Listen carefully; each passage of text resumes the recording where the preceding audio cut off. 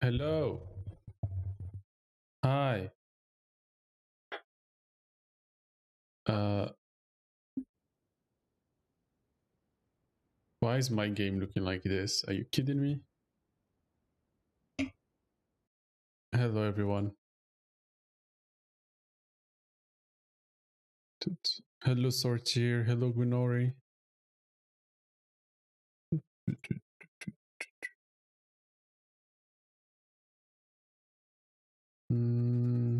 Let me put on some music.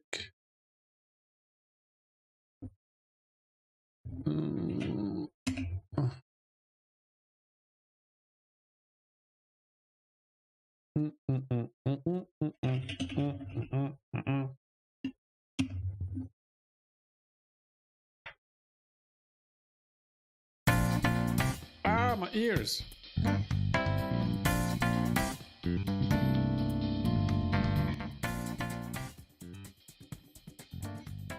Personal music should be fine, right?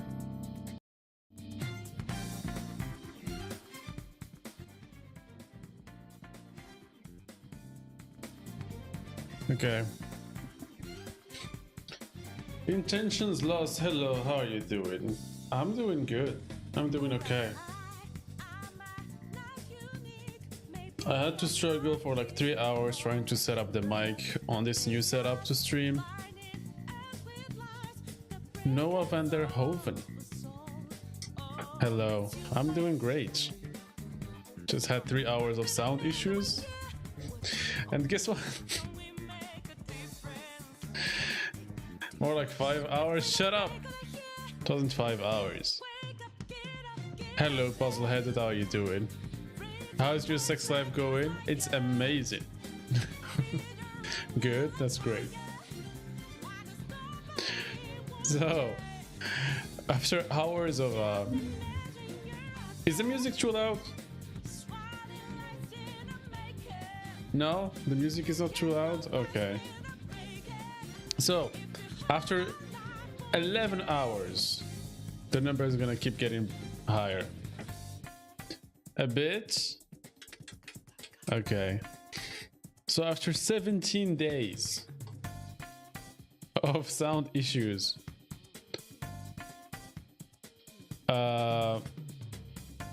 I finally managed to have the mic sound half decent. All right, 20 years, yeah. 20 years of sound issues.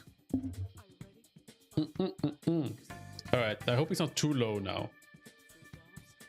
Should be fine. Now,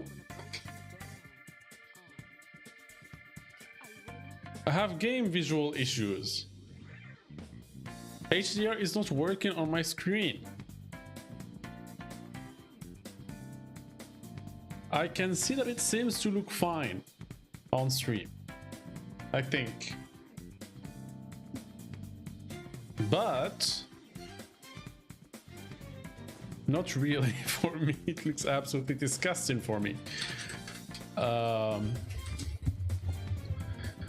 So I don't know how to fix that. Just remove HDR. How dare you say that? God damn it, man.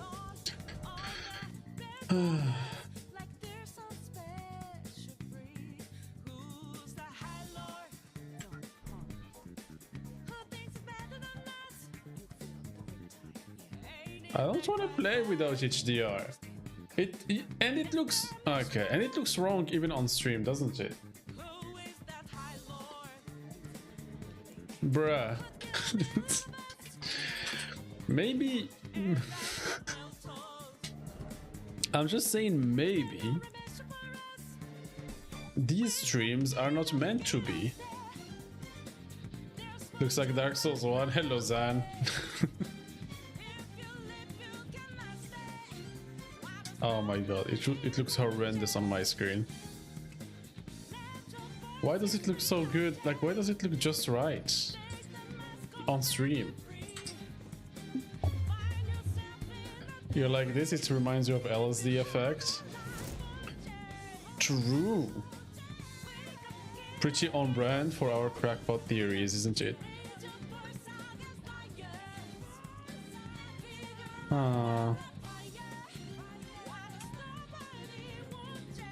It's very foggy out here right now. Helfen! Yeah.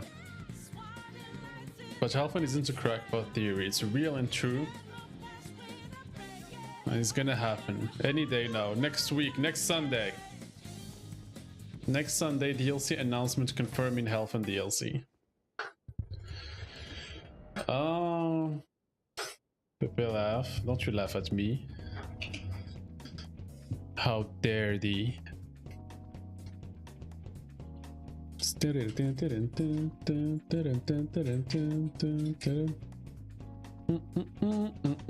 Tomorrow, no, next Sunday. Next Sunday. So anyways, how you guys doing? Peaceful joint, hello. We already got the DLC. Damn, do we? It's the only way I can lore, man. Drugs. Same. Same, dude.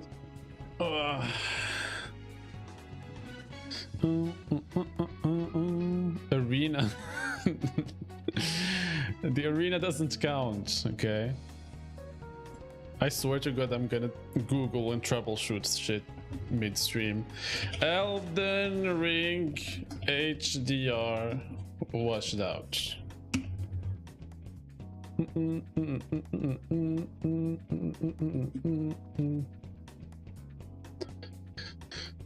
Yeah.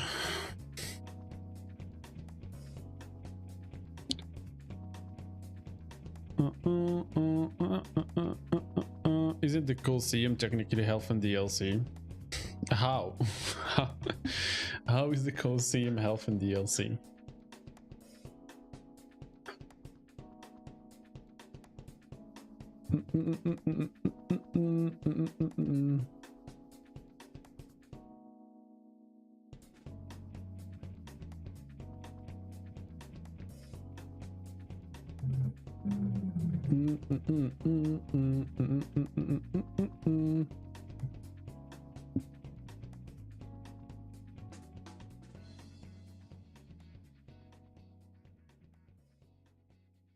Bruh, should I? God damn it. Why is this? Why is HDR the way it HDR be?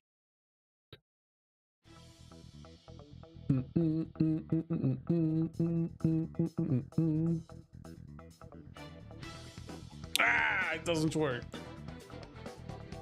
It can be if you see it that way. Smile. I guess so. Bro, I swear to God, why does every time I want to stream there is an issue?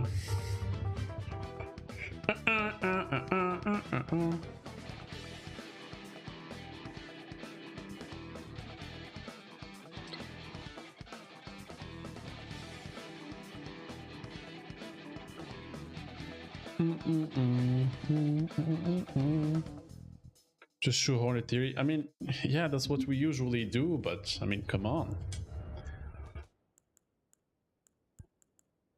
What if I change resolution? No. Okay.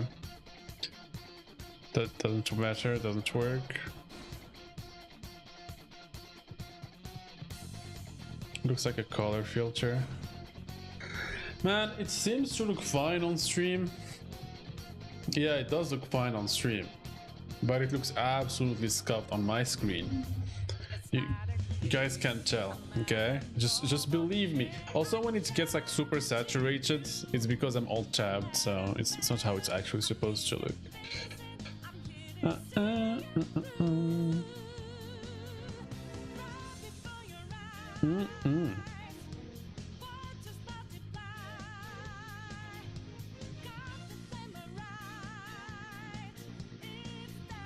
Oh man, I fucking love how helpful Steam forums are when you have an issue.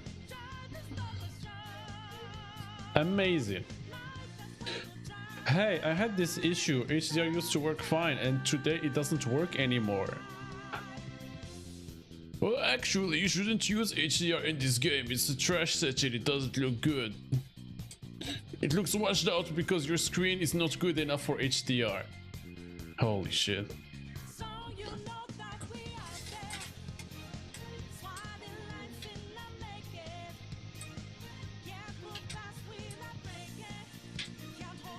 Are you sure you have an HDR screen?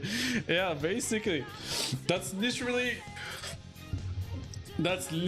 maybe buy a new screen. Every thread trying to find a solution, like some dumbass.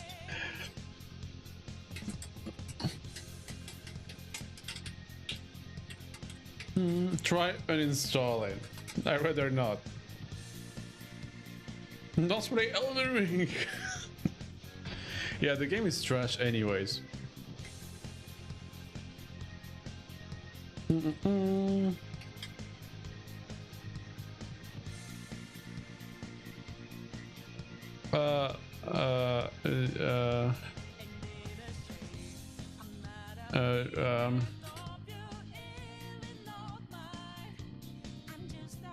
Holy shit. Try Fortnite? Man, are they gonna come out with Elden Ring skins for Fortnite? That would be so epic. That would be so on a stack for real, for real.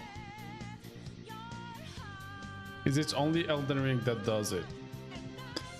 I mean, Elden Ring isn't supposed to do it to begin with, but I don't know. It's the first time it's happened to me. No hats on a tower.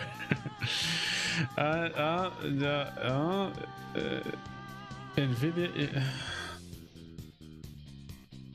Oh my god. I'm just gonna tinker with the Nvidia settings. Holy.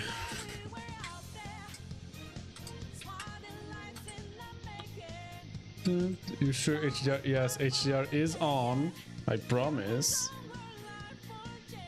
God damn it. I want to play as Rykard in Fortnite. Oh, that would be cool.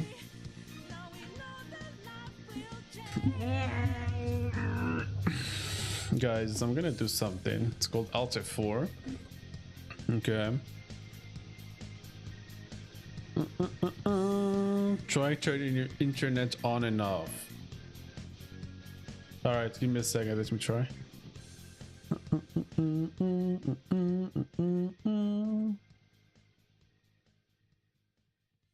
I have no scaling, resolution, everything is fine. Why you be like that sometimes?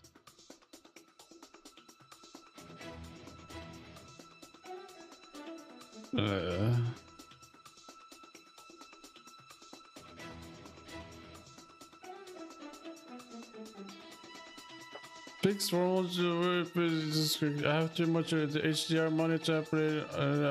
What? While I was playing and having the washed out issue, Windows 11 was configured to display only on a monitor. Screen on. But it seems that Elden Ring expects all cause the issue with secure HDR saturation from monitor B. Usually I have HDR turned on the monitor B, but when it just extend enable the found that Windows had spontaneously turned off HDR monitor B. I turned HDR back on monitor B. Okay.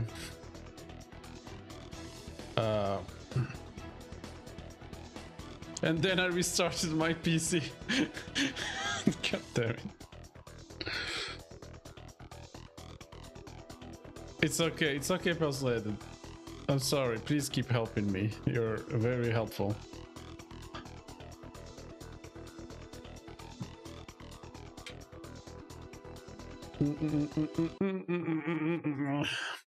Alright, so it's a multi-monitor issue.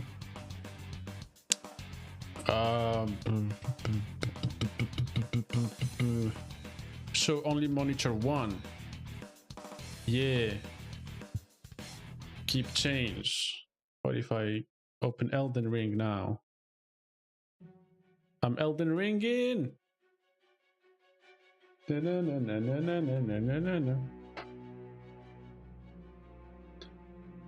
Alright, I'm such a bad streamer. I'm sorry, guys.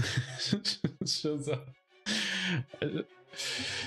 I finally like put in the effort to stream and it's washed out. God damn it, man. After like 7 years, and then I spent like half an hour with technical issues live. So anyways, how was your guys' day? It's a Saturday. Did you guys have a nice weekend? How was your Friday? You good, bro? Arguable.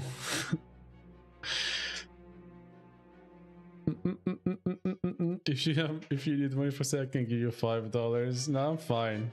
I think. God damn it, this shit doesn't work.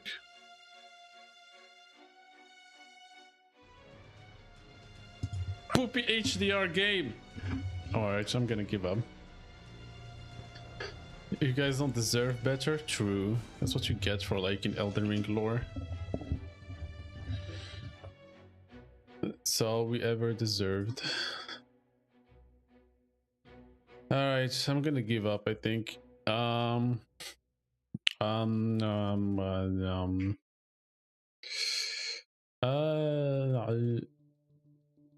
Rec 2020, now sRGB, there you go. There you go, I'm gonna give up and cry. Inject my hacks. Disable the editor. Alright, does it look fine now for you guys when HDR is off? Yeah. Fuck, man, I wanted to play with HDR. Anyways. RIP, yeah. I guess we can get started now. Finally. Lovely.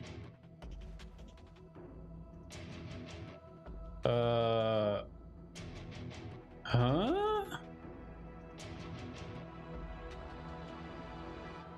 That's a nice view you have here. Oh shit, look guys, this is DLC land. Look. It's the DLC land.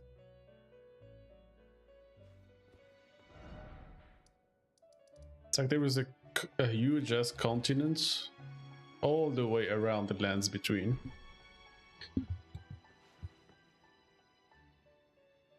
You can't lore unless the graphics are up to par. Man, listen, okay, it's not like you were getting the difference on Twitch, okay? I'm the one who's crying.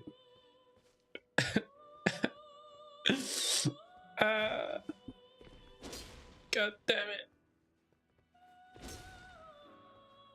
DLC is in the middle. Yep. So how long has it been since we played this game? Like 5 months or something? Where were we at?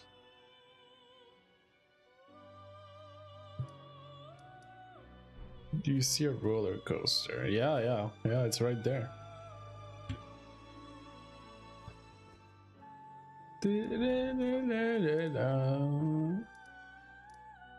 Damn, look at all these sites of grace.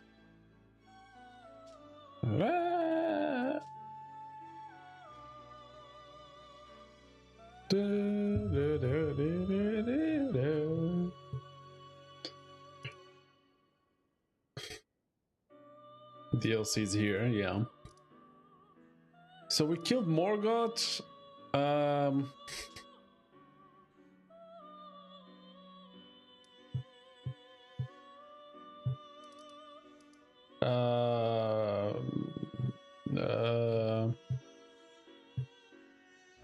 We might have to start all over again. Yeah, maybe actually.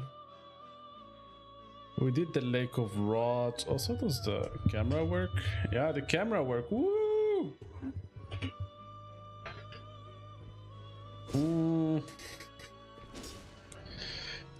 I think we're going to the Moonlight Altar. I think we're doing Rani's thing. Mayhaps. We did Night Sacred Ground.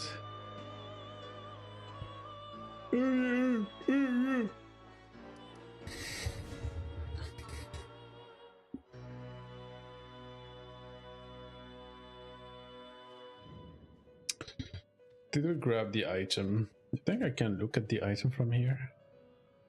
Nope. I gotta check if we grab that. I think we're doing like Fia and Rani. Actually, if I check my key items, I could get an idea. Yeah, we have the inverted. Okay, so we got the dagger. We got the dagger. We're good. We're good.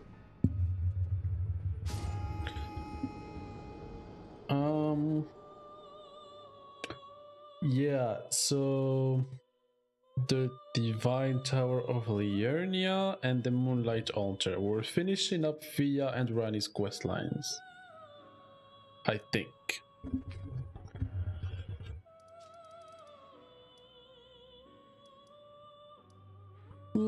Let's start with Fia's. Damn, this music is sad. Like, I know we don't have HDR, but... Oh, damn, look at this weather, though. Look at the starry sky.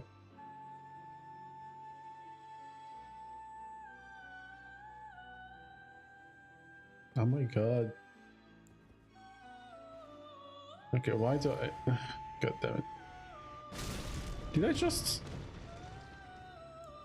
Holy shit, I'm gonna manage, guys, to get it together, I swear. I'm gonna break my monitor, I swear.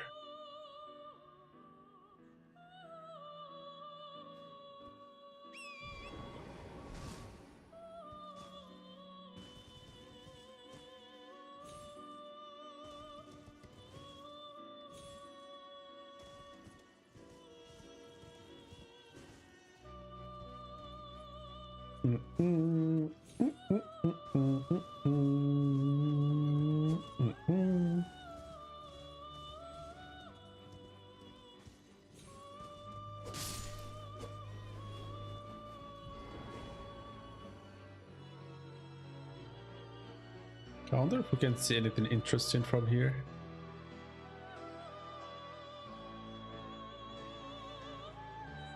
I remember you could see the roots of the tree around here, but I can't see them now.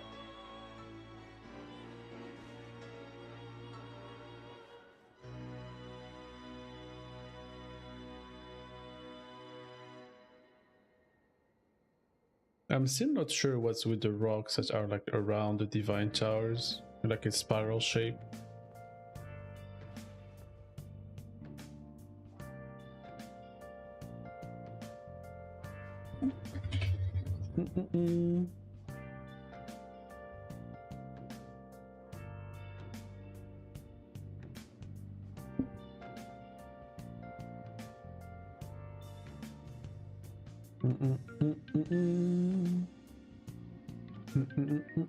The ocean is weird. In what way? Yeah, I could have sworn there is like roots here, like archery roots. Also, they removed they goddamn removed the empty square in the middle of the map. Cowards. Miyazaki, you cowards. There was an empty square literally like in the center of the lake where the cloud is on the map, and the cowards removed it actually.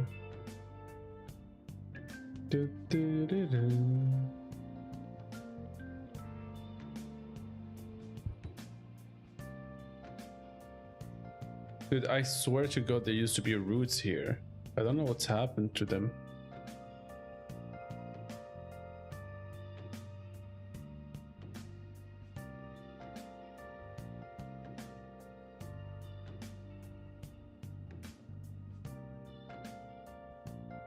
We think the Divine Towers are connected by a wall.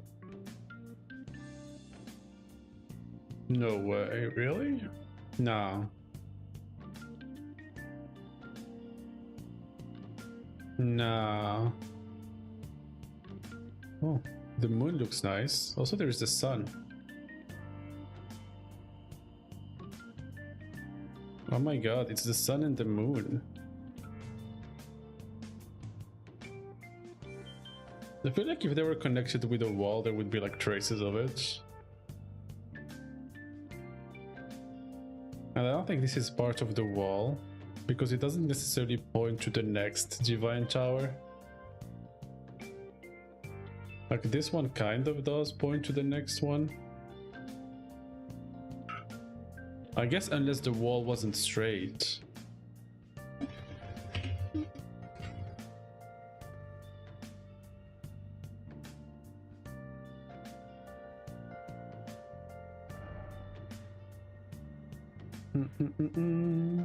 This one points this way. This one points this way. No. No, they don't really line up. I just checked. Like, for example, if you take this one. There we go.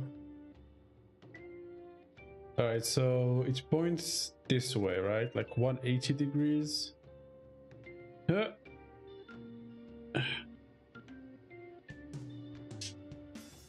Alright, let me check if I'm actually properly lined up. There we go. If I do this. Yeah, it doesn't point to the other divine tower. It's way over here. And then this one kind of points to the next one. In farm, you see dragons in the stone. Yeah, you do.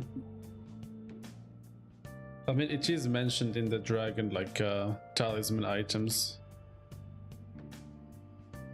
Oh yeah, quite literal, yeah. That's the text. They do form a wall. This one points kind of this way. This one kind of points to the next divine tower. Kind of. Like, yeah. Yeah. Not exactly, but kind of.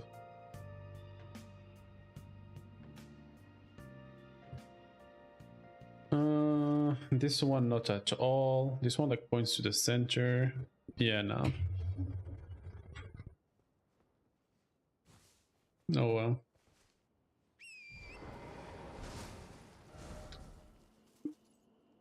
So what we have left is the mountaintops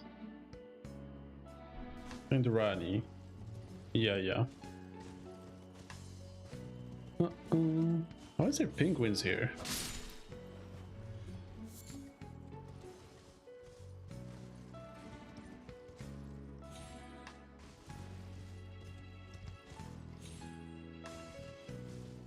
Oh yeah, actually there is a pretty cool detail here. I just remembered. There's these guys. So it seems that these like wandering like hollow nobles are constantly like wandering, looking for a way to die. Like if you listen to their dialogue in Agil Lake, in the ruins of Agil Lake, they are basically like hoping that the flames of Agil would actually kill them. And that's because they cannot die. I'm here to have them validated, not debunked. I'm sorry. So which is interesting is that these guys are just like frozen here and they are looking at there, at the top of the divine tower. Which is a really cool detail because that's where like Rani's corpse with like the half wheel of the centipede is. So they can kind of like feel death over there, kind of, I guess. It's a pretty cool thing. Like, it's a cool detail they put in the game.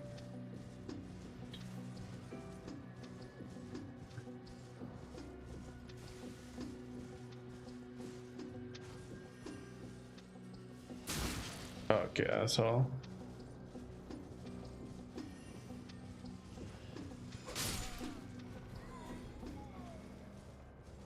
Don't you pew pew me?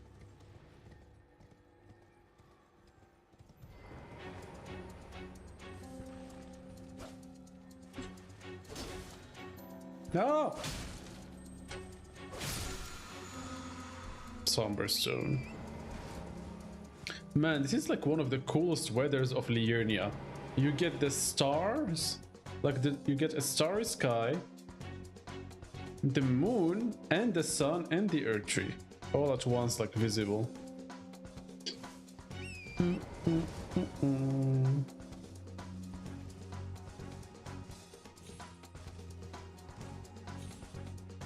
It's pretty cool.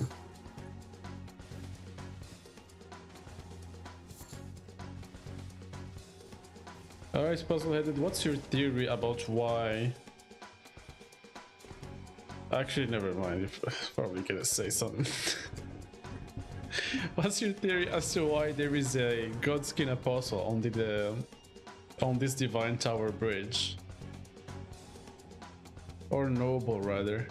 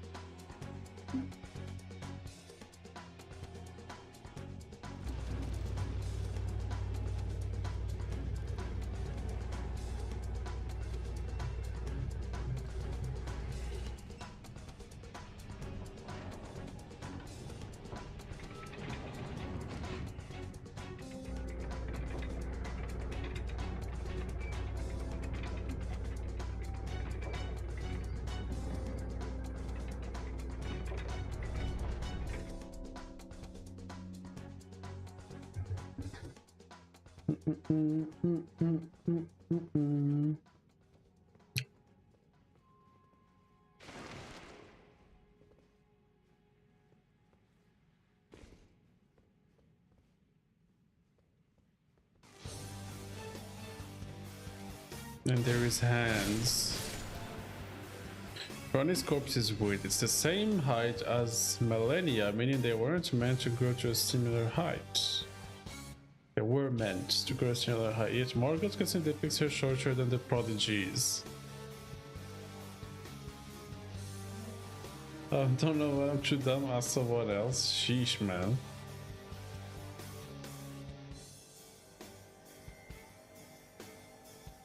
The throne sizes are weird in general.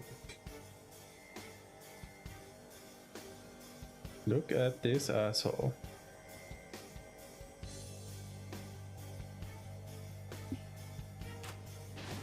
Yeah, bitch, I have a bow. Fuck!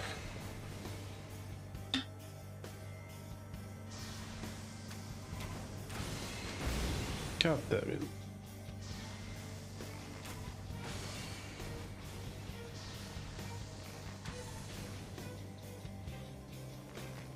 Oh yeah? Oh yeah, bitch, you think you're the only one who has a bow? Asshole.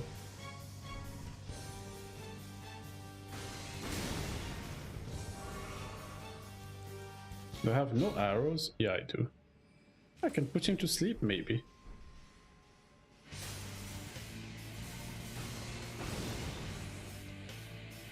Shoot me, coward!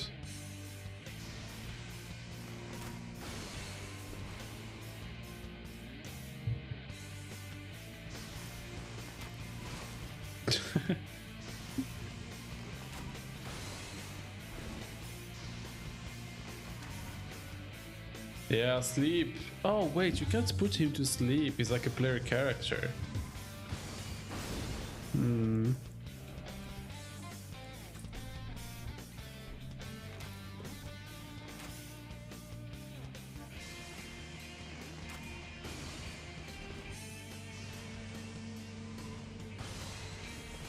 Do it again, I dare you.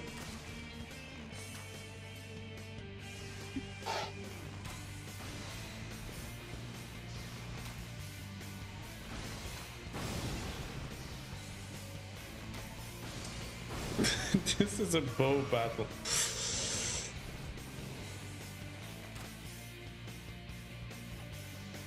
Oh, he teleported away. Holy shit, what a coward. Oh my god, that guy. Roger confirmed that she hasn't been seen since the Shattering 2 and no one is aware of her spirit state yet. She has a throne and Godwin doesn't. What the fuck? Well, I mean, the Shattering was way after she... I think people are aware of her spirit form. I think the Shattering was... I don't think. The Shattering was way after she lost her body and Godwin died. And the thrones are probably from the last time they met, just before like the Shattering went on like full throttle.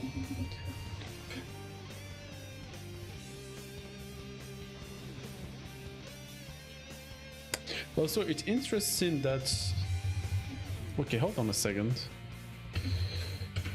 It's interesting that there are hands here defending her corpse, considering it kind of makes sense.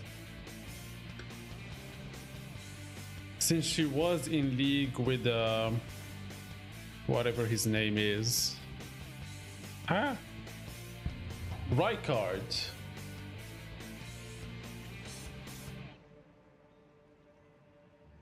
Since she did conspire with Rykard for the Night of the Black Knives, and the hands are kind of like tied to Rykard more than anyone else, if they are tied to anyone really.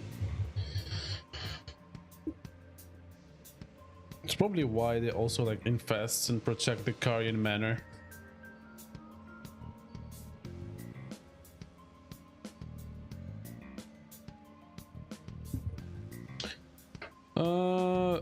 No, Godwin is not the only recorded death of a demigod. It's the first. It's the first recorded death of a demigod, puzzle-headed. He doesn't say only, say the first.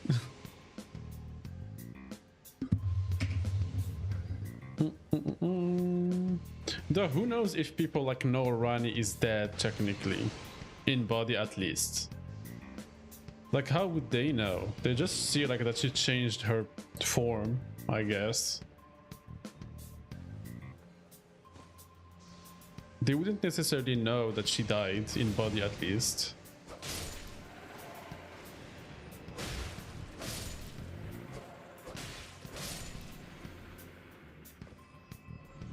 I don't think there is anything super conclusive about if people are aware of Rani's current form.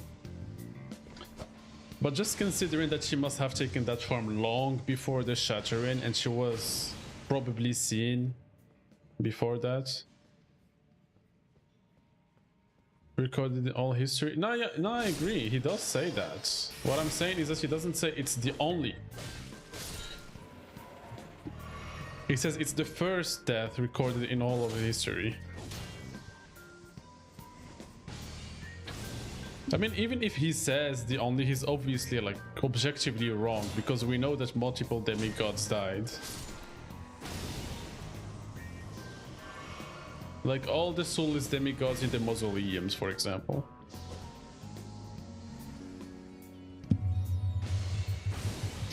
I think he only refers to it as first because nobody knows Rani's involvement. Well, first also implies that there was more, and there is like other texts that say that there was more dead demigods. Like this, the soulless, like the mausoleums contain the soulless demigods. Like explicitly, they are soulless demigods. They are demigods that were killed.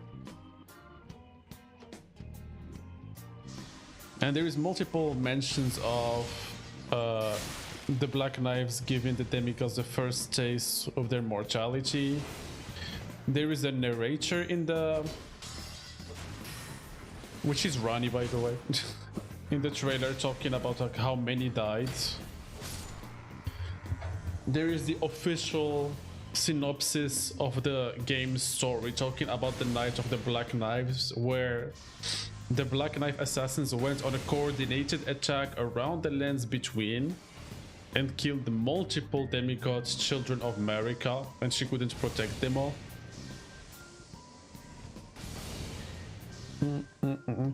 There is notice that says that the soulless demigods themselves are victims of the Night of the Black Knives, but considering that they are soulless also, like there is not too much options. If you want a text that says that the Knight of the Black Knives had multiple dead demigods, you have to check the official synopsis of the game story, which is on the official, like it's on the game file, I think. I'm not sure if it's actually in the text of the game since no character says it. But in the Bandai Namco website, the official synopsis of the game mentions that, which was released, by the way, at the same time as the story trailer, where Rani narrates like the Knight of the Black Knives, etc. And it explicitly says that in a coordinated attack, like assassins all over the lands between killed the children of Marika, demigod all, and she couldn't protect them all. As in, Marika couldn't protect them all because they were too spread out, basically.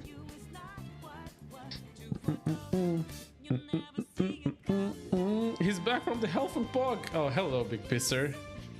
DLC, hello, how are you doing? More like it's been 1,000 years? What are you talking about? Oh, about me. God damn it. I thought it was some lore 1,000 years. Not that I have been away for 1,000 years. Also, I haven't been away for 1,000. I've been away for 69 years. Point 16. Ah! Don't kill me!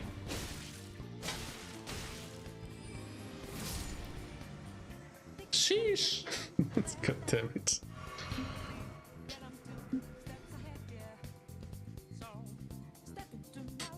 I didn't know other demigods besides Rani and Godfrey, whichever his name. You mean Godwin? There are many outside sources that says demigod, but it's only marketed. In the events of the game, nobody knows Rani's involvement. That's the whole point of Roger's questline. Yeah, they don't know Rani's involvement in the plot of getting them assassinated.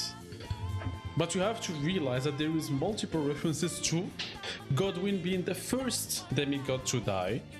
The first, as well as the fact that the soulless demigods of the mausoleums are dead.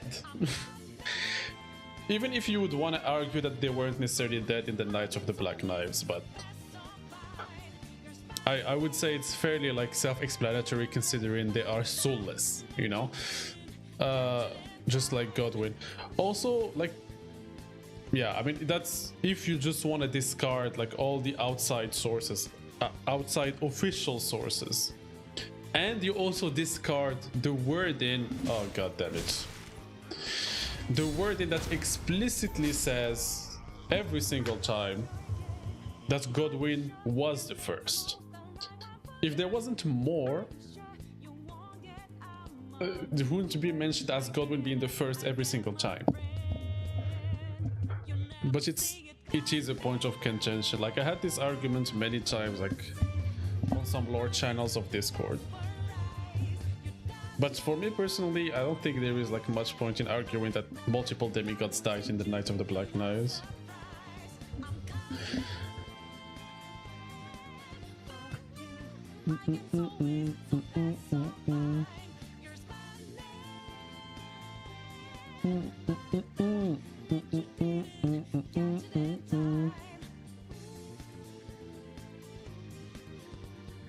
So this is pretty much dead. Yeah, halfway there, right? Like half dead. I mean, mostly dead. Yeah, there is no argument. Was many demigod. I mean, I wouldn't say there is no argument. But I feel like if you want to go that route, you better have a good reason. Not necessarily a good argument, but like, you know, it must lead somewhere at the end of that if you like choose to follow that like reasoning. Because it's at the end of the day, it's like it's a fair statement to say that there is nothing in-game text. I haven't checked the cut text for that information, to be fair, or the Japanese translation. But it is fair to say that in-game there is nothing that says multiple demigods were killed in the Night of the Black Knives besides Rani and Godwin.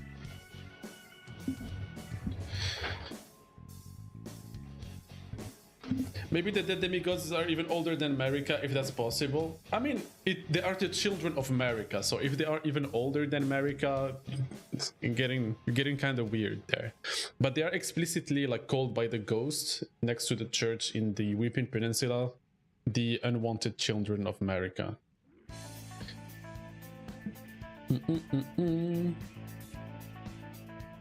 He decides the same event as long before, and soon he does. That's actually true.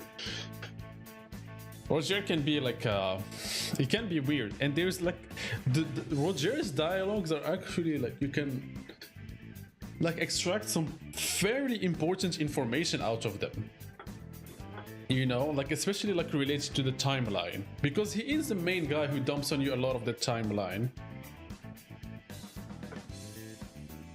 But yeah, like the wording he used sometimes can be inconsistent and it's pretty annoying, which makes you doubt like the reliability of whatever he says sometimes. Well, it is stated that America was the first chosen by whatever elder god was there. No. No, it's not.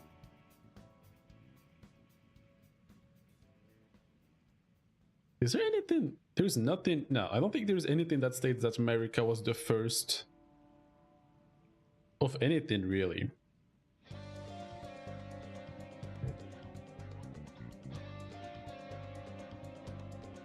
Hello, Lamara, how are you doing? I think character refers to him as the first, but only the curse marks give you the full picture. Yeah. I honestly think it's fairly, like, it seems clear to me that many demigods died, but, like, the game is not very explicit about it, and I wish it was. Though maybe there is some crackpot theory there as to why it's not explicit about it. Doesn't the item description for the museum soldier nice evidence for multiple demigods killed as well? No, it is. I think the argument is not that they are demigods, but when they died. I think is the argument here. Like, because demigods, you could make the argument that they died later, but not often from the Night of the Black Knives. Oh, so I'm saying they could be children of previously chosen America-like gods.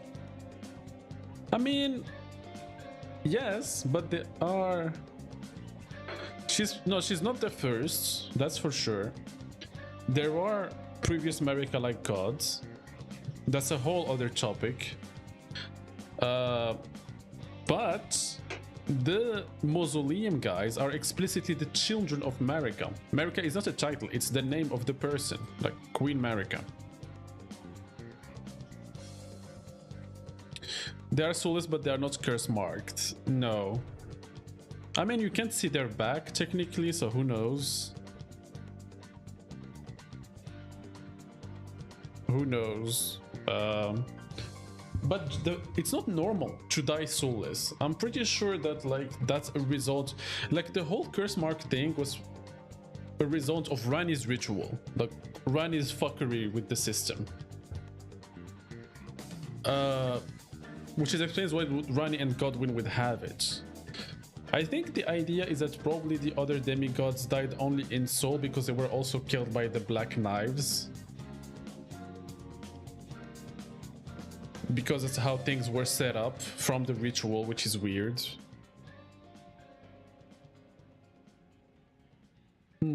It does say soul of dead demigod, but there's like more context to it. There's like a ghost who give you more dialogue. It says how they are like the unwanted children of America, etc.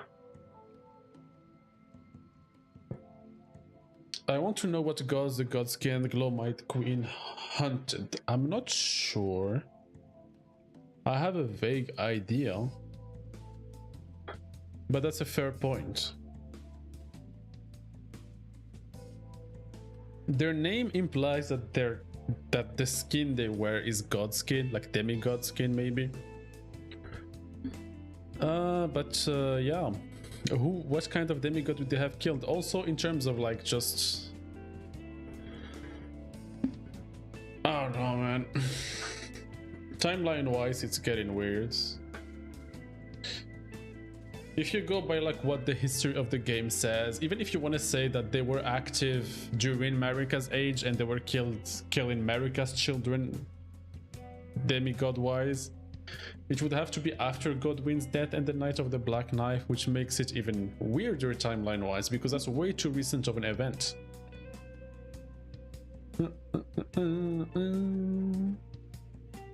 Dun, dun, dun. Because it's not okay. It's not weird or it just makes no sense. Just so we are clear, if they were killing demigods after Godwin, it makes no sense because the whole Night of the Black Knight event happened when Rani stole the Rune of Death from Malikat, which Malikat had after defeating the Glowmite Queen and her apostles. So like it flips the timeline upside down. Like there is no like it just doesn't work. You can't have like the Glowmite Queen and the apostles being like active after the Night of the Black Knights. They were defeated at the very least before that because Malikat had already sealed like the Rune of Death.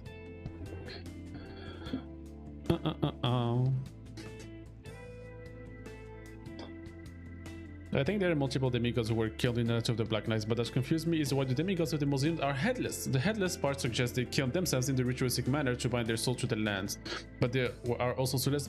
I don't think they bounded their souls to the lands. Explicitly, the soulless demigods are soulless. So this is something I need to talk about at some point in the videos, but in the Golden Order, like in the age of the Erdtree and Queen Marika, there is something peculiar that's happening to the lands between. And that thing is that spirits can just exist in the lands between, right? And that is something you get from talking to the whatever her name is, the spirit tuning lady, right? That in itself, she says, is a property of the Golden Order. Like in the age of the Golden Order, it's not something that's normal, and there is a reason why that is happening. Spirits shouldn't be able to exist, like shouldn't be able to just exist in the lands between normally. What happens here, I think what happens is that what defines the beginning of the Golden Order specifically, the establishment of the Golden Order, is the sealing of the Rune of Death. So you can make the logical link here that the sealing of the Rune of Death is what allowed spirits to just exist in the lands between. And then you have the Helfen, right? So you have the spirit world. We know that there is a spirit world, a world where spirits go, right? Normally, but in the Golden Age, like the Golden Order age, what happens is that spirits are absorbed by the Erdtree through the roots. So what the sealing of the Rune of Death did, as far as I understand, is that it also sealed the way to the spirit world. So not only do people not just die, right? Their souls remain in the lands between. It doesn't pass on to the afterlife. And then those spirits are absorbed by the Erdtree. It's like she reworked the system in a way. The soulless demigods are soulless because their soul is not in the lands between. They never returned to the Erdtree. It's not like the champions who were buried at the roots, or Godwin who they tried to bury him at the roots. Their souls never stayed in the lands between because they were killed by the Rune of Death. They were killed by the Black Knife assassins, which weapons are imbued with the power of the Rune of Death. And so because they were killed by the Black Knife assassins, their souls did in fact pass on to the spirit world, which is normally not possible during the Golden Order and the Age of the Erdtree, because death is sealed, and as such souls remain in the lands between. Good points. The godskins were already defeated, and it is implied that the power has diminished, so there is unable to kill gods anymore with the weaker black flame. Yeah, I think they are soulless because they are headless, as in the soul rests in the body in the lands between. Except also humanize the gods. Oh yeah, I forgot to talk about the headless part. I think the thing about the headless part is just a theory, and I don't know, it's just something I read somewhere, and it seems that it makes a fair bit of sense to me. HG Lena, hello. Thank you for the follow and welcome. So I was saying, I think the idea was there was some symbolism associated with that. I think they were cutting their heads so they don't end up like Godwin. And this explanation doesn't come from me, so I couldn't be able to develop it. But I think there was some symbolism and like real life, like culture, like mythology, whatever the fuck, that it's based on. But the idea was that they were like cutting their head. It would like stop them from turning, like making a mess, like Godwin did. So like maybe it stops their body from like transforming and stuff like that.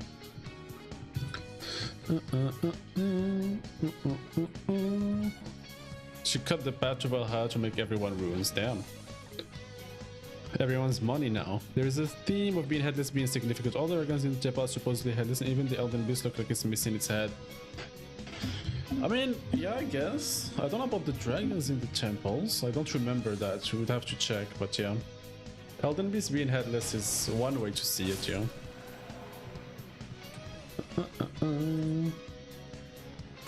Ow.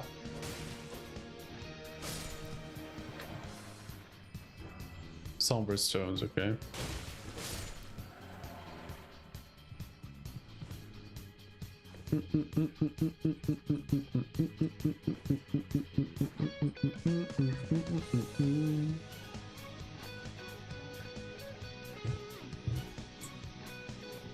Oh my god, it's jumping puzzle time.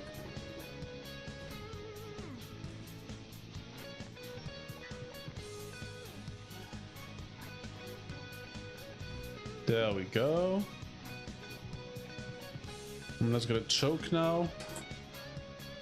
Of all times.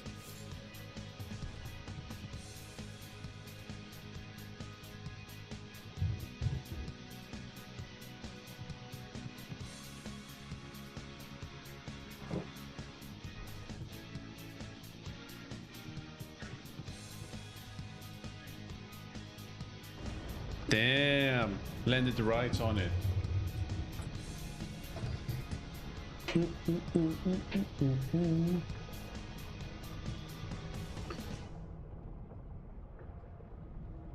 I'm telling you guys, that's how we go to the moon, okay? It's gonna be like a development of the same way we access this divine tower, okay? I told you, we're gonna look at like the pond thingy in Carrion Manor where you find Loretta, okay? We're gonna look at it, and in the reflection we're gonna see the moon, okay? And then the camera is gonna turn and we're gonna find ourselves in the reflection. Oh my god. And from being in the reflection we'll find ourselves in the moon. It's crazy. FromSoft to just hire me to make their DLC transitions. Speaking of Godwin, have you had any development thoughts? Fairly convinced he was the Stormlord after a connection between him and the Banished Knights. Maybe. Someone, like, I'm really not sure. Like, I can't settle on a conclusion for Godwin, to be honest with you. Reverse as above, so below. Yeah, basically. I think someone proposed that like Stormlord could be a title and it would be the Lord of Stormvale. So the Stormlord that Godfrey defeated, the ex-Lord of Stormvale, could have been some guy, right? And then as Godwin became the Lord of Stormvale, as the inheritor of the golden, like I guess the leader of the golden lineage after Godfrey left, he also became the Stormlord.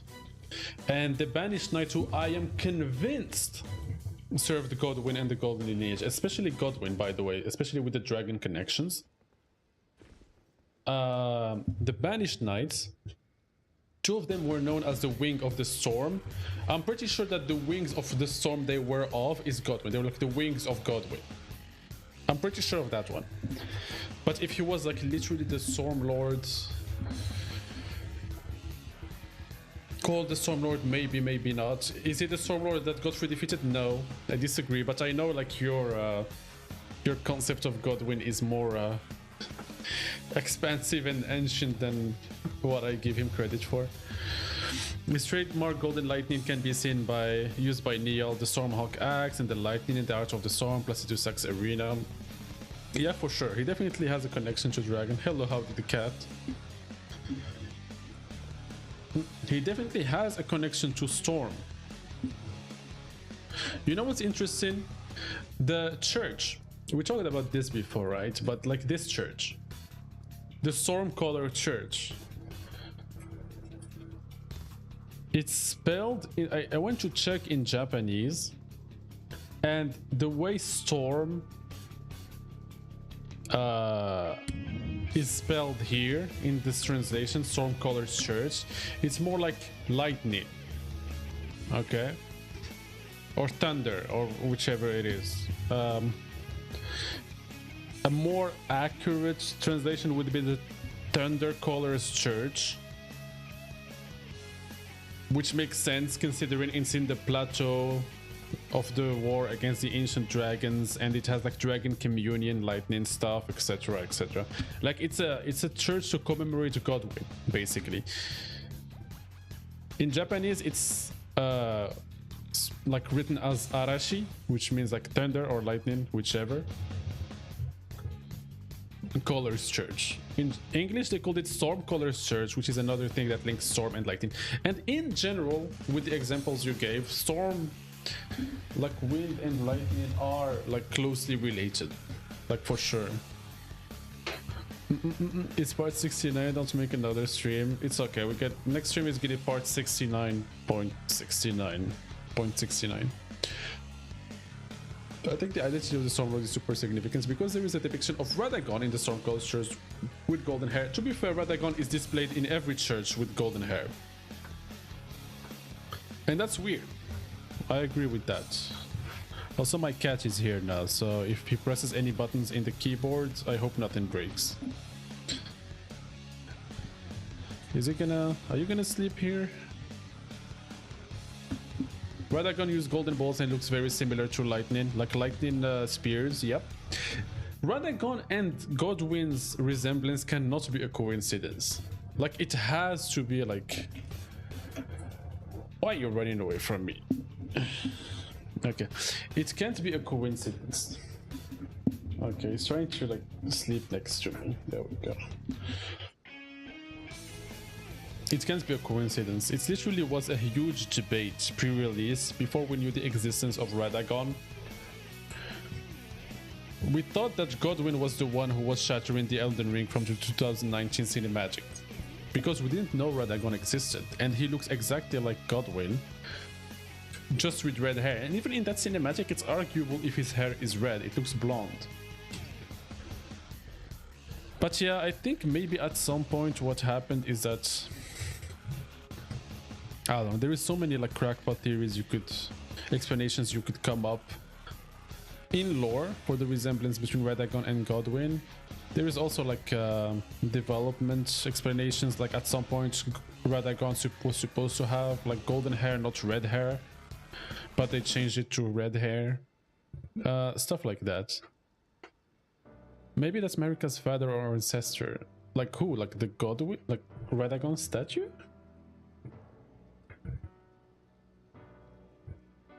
The blonde-haired Radagon. I mean,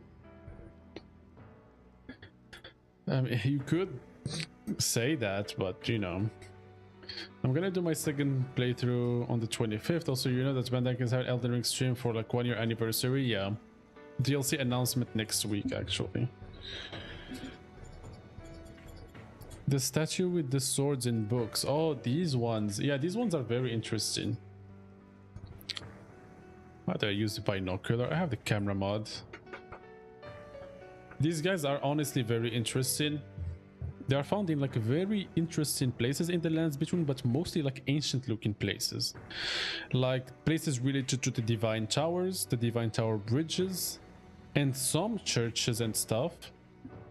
But like special ones in a way. Okay, please don't play with the cable.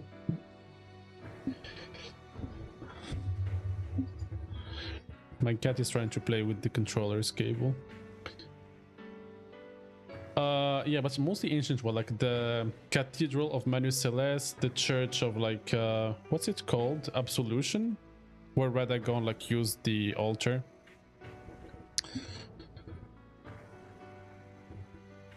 They're interesting. Their design and the ties of the Golden Order and their origins from Marika and Marika being an eternal, and the design of their shawl thingy, hood, cloth, whatever you want to call it, is really reminiscent of the like the Nox, you know. So anyways, these guys are interesting. Crackpot is Radagon is Marika in the literal sense, and he used to be Godwin. The pustule item refers to Godwin as the Jesus. The pustule item refers to God as the one who used to be named Godwin. Fair. It does say that, but you know, I think it's talking about the fact that now he's a disfigured oyster fish man thing.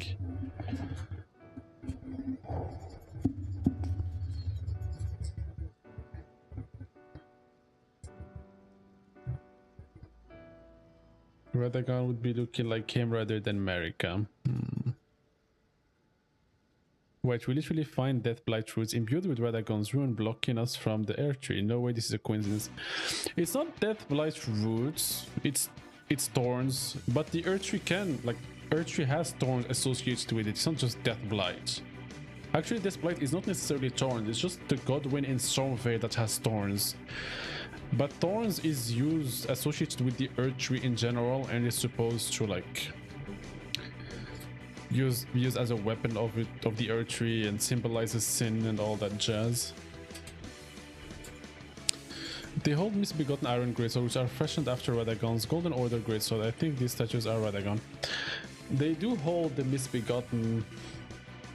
Well, no, actually, it's just a generic sword. It's not necessarily the misbegotten one.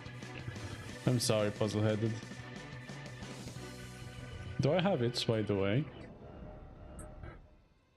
Do I have the great sword? Okay, don't fall. Jesus. No, I don't have it, sadly.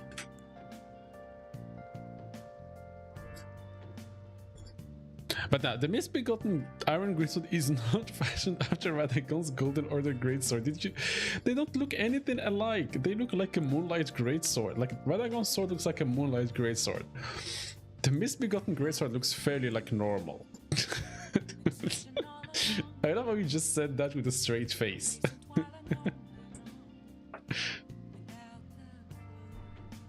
The open cinematic of Elden Ring shows Marika smashing the Elden Ring, then on the second smash it cuts to Radagon trying to repair it. You can tell because Marika has sits and Radagon does. Yes, Howdy the Cat, thank you for this very obscure observation. That's indeed what's happening in the intro cinematic. They got that iron greatsword right. Intentions lost. Hello, by the way. The thorns that are seen in the entrance appear with the Motlin scene in Stormveil. That's another connection. Yeah, but thorns, that's true. Like, thorns that appear in Stormveil are weird, but they are weird from like... They are weird for Deathblight. Deathblight doesn't necessarily have like those thorns. It's only in Stormveil does it happen. And I think it has to do with the symbolism of thorns in Elden Ring is that of the sinners. And I think there is, I think I talked about this, but I think there is a reason why Godwin showed up under Stormveil and is cursing the castle, rotting it from inside, and why the thorns are there. I said this before, but I have to make like compile the full theory. But the theory is that the golden lineage, okay, which Stormveil is the bastion of, conspired to have Godwin killed. And they had interest in that they wanted to inherit the power. It's like a very George R.R. Martin like writing thing. Like it's the descendants who tried to kill the father of the golden lineage at that point, which is Godwin, because they wanted to be in power and take his place. And I'm pretty sure the golden lineage conspired to have Godwin killed for many reasons. Anyways, it's a whole theory that I have to compile and like elaborate on someday. The such symbolism of thorns and fathers means sin, hardship, and sorrow. With rose, it means pleasure, pain, and crucifixion. Yeah, sorry, cheer. That's basically how it's used in Elden Ring 2, as in like sin. I live in France. Hello, Nico. Well, good for you. Nico. Sorcerer is also French. And so am I. The thorns have to do with God inside the decorated in the Banished Knight's armor. The Banished Knight's armor do have some sort of like torn pattern actually. I don't have the armor. I think it's visible on the gloves, right?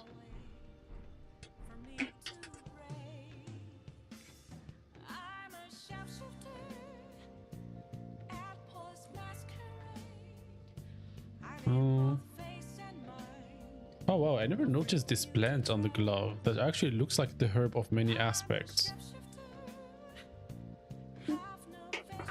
Like the leaves, the vines, and the berries, like this actually might be the herb of many aspects. I need to remove my shield, I think.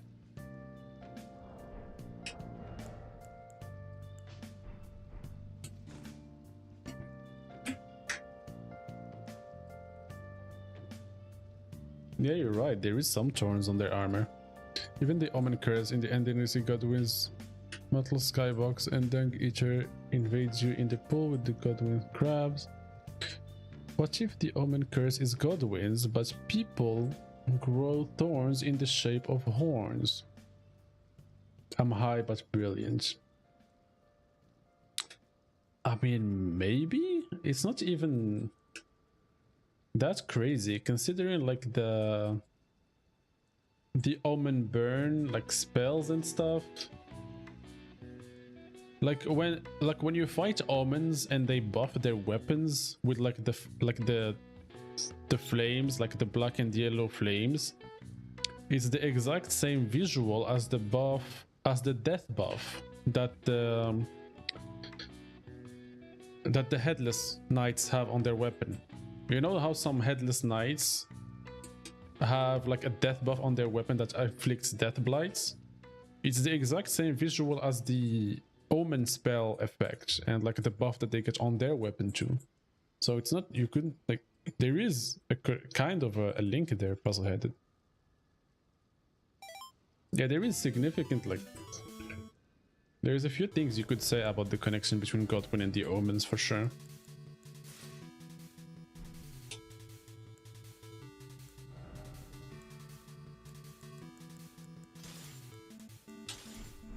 Alright.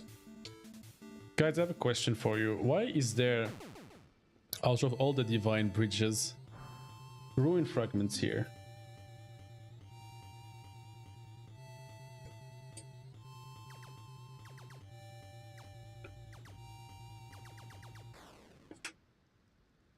There is also a few connections between Godwin, Omen, and the Siege of the Sun.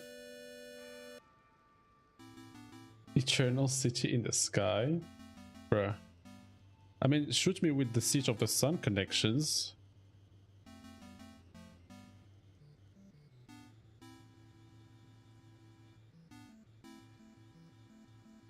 Hello Zillion, how you doing? It's been a while. Doesn't like Ichar wear the Sun Medallion, which is also associated with Godwin? I mean, kind of associated with Godwin, not directly, but you could make that connection, right? Like Godwin the Golden and the Earth Tree symbolizing us. Anyways, I could make the connection between Godwin and the Sun if you really wanted to, sure. Goldmask also wear the Sun Mask, which is a similar description talking about guidance they saw and the ring at the end. Sure, but Godwin, like, let's go. Goldmask's mask. Gold mask. Gold mask's gold mask. He's referencing the fact that he saw the guidance when he died, the guidance of the Charnish that brought him to the lands between, and the ring he saw at the end was the Mending Rune of Perfect Order. Equivalent of them because we don't know if the agencies were ever in the sky. Well, Ruin Fragments is tied to like more Forum Azula ruins, right? Like the Sky ruins. Oh, here's the fat boy.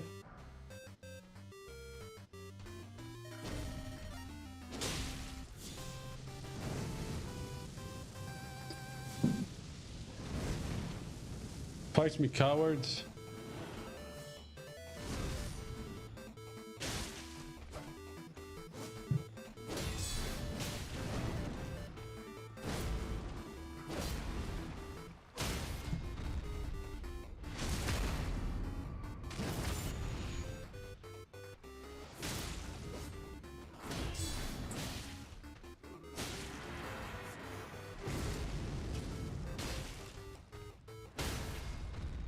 I cancelled his rolling bullshit.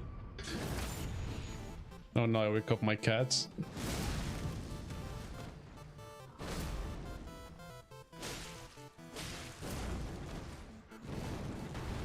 God damn it.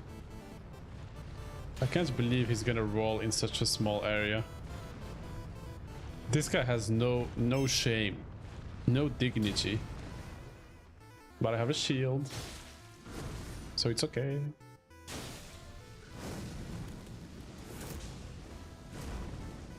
Sit down. Well, that went fine.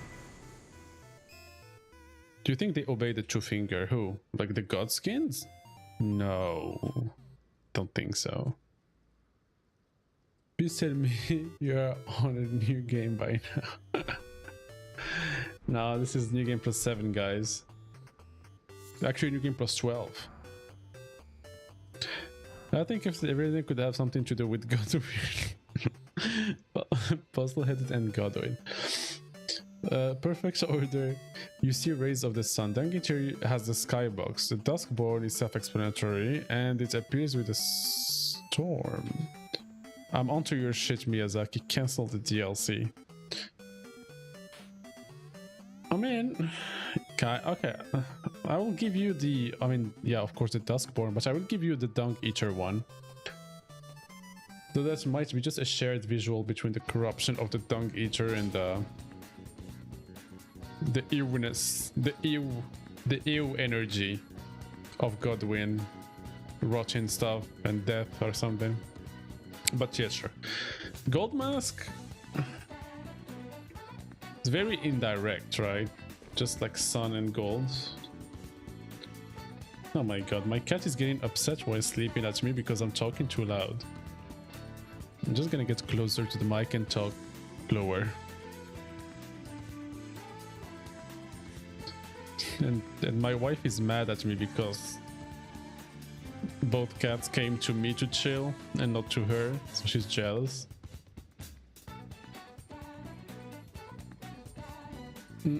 Okay, big picture. Those who live in that use the Sun Realm shield and swords. Godwin's wield uniquely vivid golden lightning, which was held as sunlight back in the Dark Souls series. The Omen set depict the Sun Medallion, and Omen is seen that light outside of Lanedale.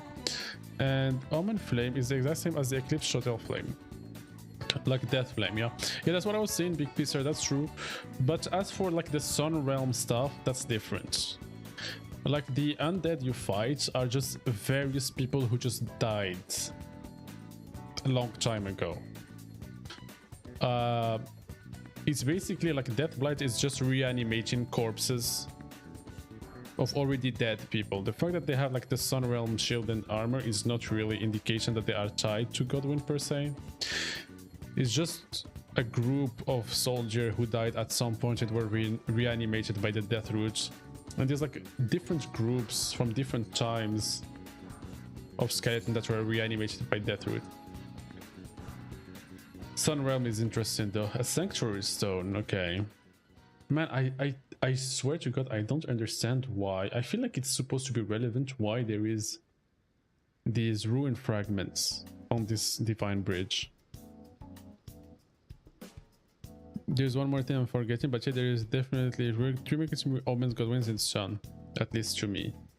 I'll give you the Sun indirectly because just Godwin and the Sun. Like Godwin being associated with the Sun and being like a personification of the Sun King, it just fits thematically with Godwin the Golden, even if there is no connection in game. But now the Sun Realm is not quite, besides being sun related, I guess. The Sun Realm can also be seen using Skaten's Beastman's Farm Azula, and the Big Sun is stuck there, can be seen. Alright. Also, the Big Sun is stuck there, which can be seen on the Great Bridge looking east. On the Great Bridge looking east. This is stuck. What Great Bridge are you talking about, Puzzleheaded? Do I have a character that can go to Farum Azula? I mean, I do know that the sun is, like, the time of day doesn't change in Farum Azula, Puzzleheaded. But sure, let's break the order. As for, like, the Sun Realm shield guys being in Farum Azula, I talked about this before. I genuinely think it's a pure oversight from the devs, and here is why. There is, as I said, different like groups of undead that like the undead skeleton enemies in game that are reanimated are from the death of different periods and different times. Some of them are from the Shatterin, some of them are bandits, some of them are from the Sun Realm faction, some of them were Gravekeepers, right? Some of those guys make no sense. Like, for example, some of the undead are militia, right? They are militia from the Shatterin, and some of them are bandits who were scavenging the battlefields from the Shatterin.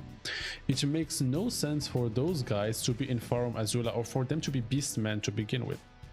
Yet, the undead beastmen that you have in Farum Azula, are actually using the exact same equipment as the undead that you have on the ground. The only difference being... Oh, I don't have Farum Azula's character. The only difference being that they now have a Beastman skeleton model. So what I'm pretty sure FromSoft did is that they changed their model, but they did not change their equipment. And what you end up with is that Beastman, the undead of Farum Azula, which are meant to signify that Deathroot or like undead has infected Farum Azula one way or another, like there's different explanations for that, end up using equipment that they make no sense for them using. And because of that, this guy gotta have Farum Azula. And because of that, you end up with a situation when you have like Beastmen using the Sun Realm shield. And I don't think it's there's an actual connection there. I generally think it's an oversight from the devs. Is it a Great Bridge you're talking about?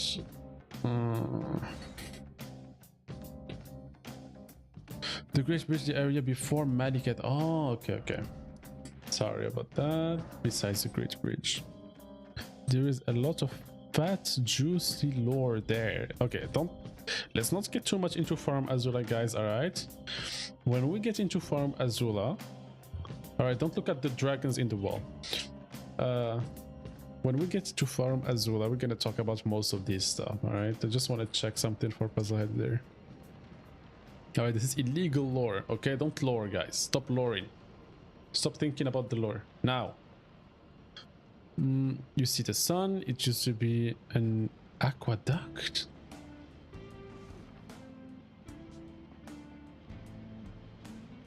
Huh?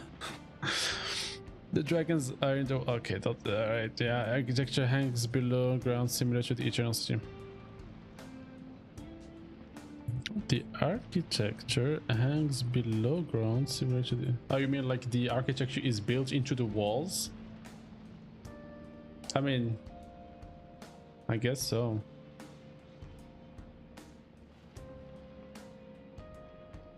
It's not really Eternal City architecture, I can tell you that. Huh? Cosmos. Alright, I'm not even gonna question the aqueduct part. Farum Azula is one big those who live in dead cities, even the sin that can find there, which were the origin of the Golden Order to begin with. It's very intentional and it connects. I wouldn't disagree that in some ways the origins of the Golden Order are in Farum Azula. And yes, Destin that is kind of confined here. But I don't think it was, I don't know if what you're saying is that it was always a city of those who live in death. Because I don't think I agree with that. More the consequences of what eventually happened later. We're gonna go back to the aqueduct parts. Alright, I know this playthrough is gonna take 5 years, okay. But let's not get too ahead, puzzle. We can talk more about Farm Azula when we get there in like January 2024.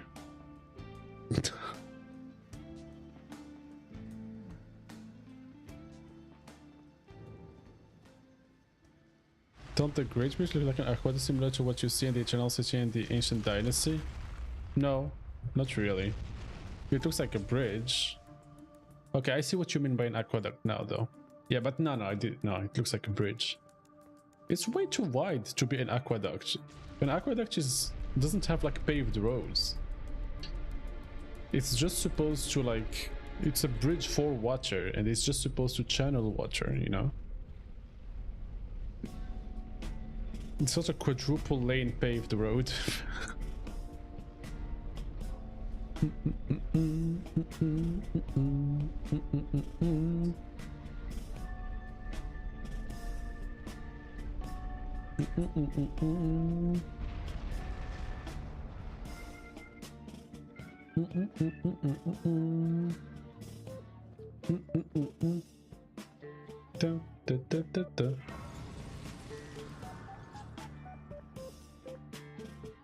Still can't see Farm Azula from anywhere but Millennia's Tower.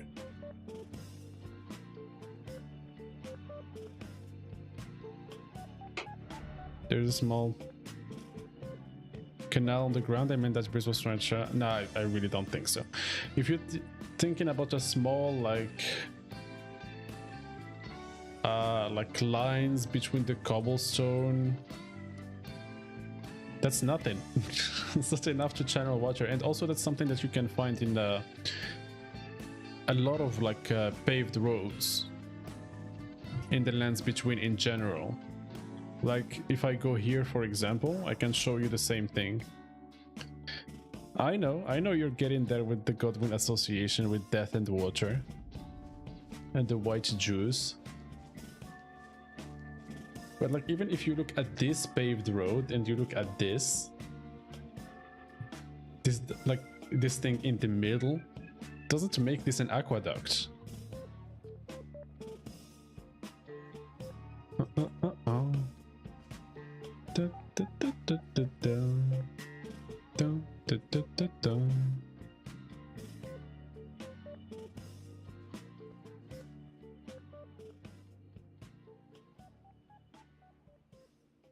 Aqueduct for mice. True.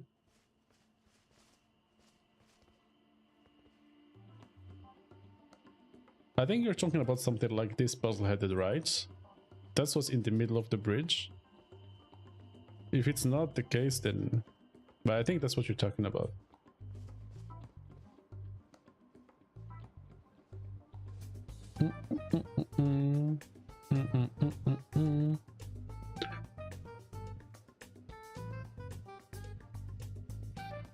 Oh my god, my cat is freaking out.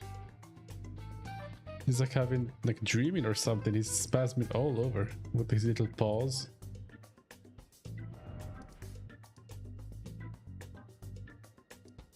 Alright, let's go get the body of this lady. The small boat pods seen before his husk in Sorvale are supposedly placed there on the water coming from Godwin, which mirrors what the coffin in the Insel rivers are doing, sitting in the rivers where Godwin is constantly sitting on the source of. You mean like the cocoon things at the bottom of Stormvale before him?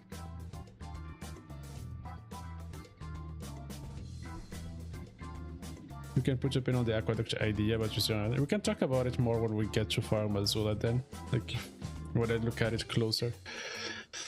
So you're saying that the cocoons in under Stormvale before Godwin are like mini boats that end up there from the flow of the water, similar to how like the coffins underground of the Shofar and Ainsel River go around. I don't see how they would end up there.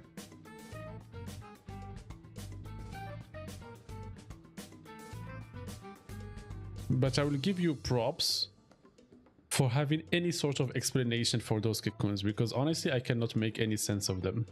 So there's that at least. It's because of the Persona 5 OST he's dying to change, go to sleep. What, you guys don't like the Persona 5 OST? Unbelievable.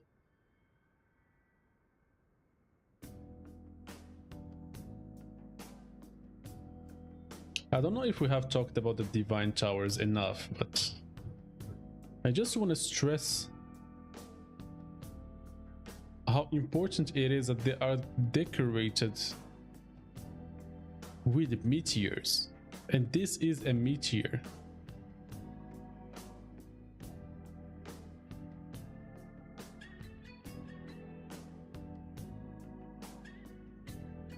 And the Divine Tower of like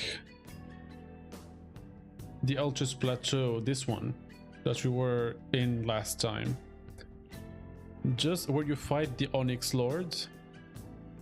You fight the Onyx Lord in a room where it has this exact same like relief in the ground, like this exact same ornaments, but rather than having dirt in the middle, it has like a meteor, like most mines do in the game.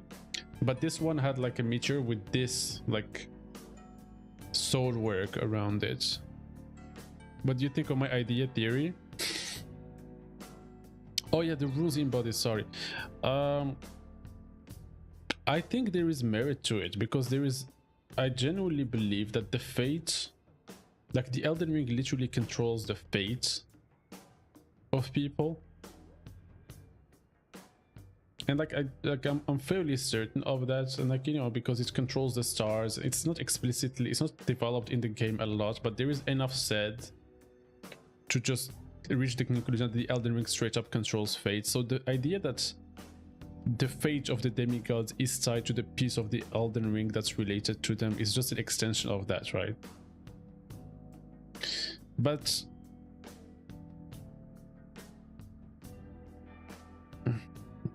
their flesh being the rune itself, I am not so sure. I don't know about that one. It's an interesting idea, because you have those three, like Fia, Gold Mask, and Dung Eater, who end up like making, like gestating they're mending runes, and they only appear after they die. I don't know if it's their flesh per se, but even if it's their life itself, maybe there is something there.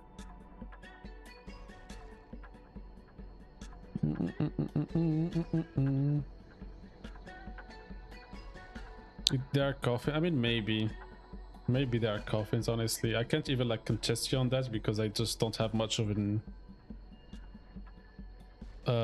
counterpoint or opinion to give about that. So they could be coffins indeed. I mean, it's definitely something you can like explore more sorts here, and there might be some interesting implication and symbolism there. Ramai, hello. I'm doing well. It has been a while indeed.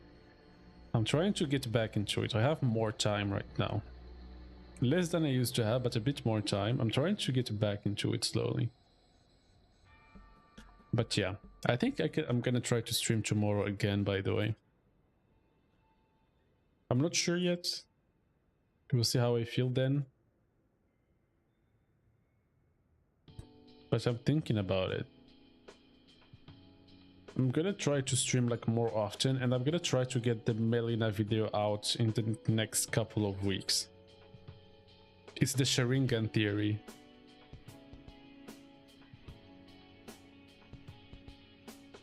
I never noticed this. There's hair Does it look magenta or purple to you, Cosmos? You know, I would answer you if I knew the actual difference between magenta and purple. I'm sorry.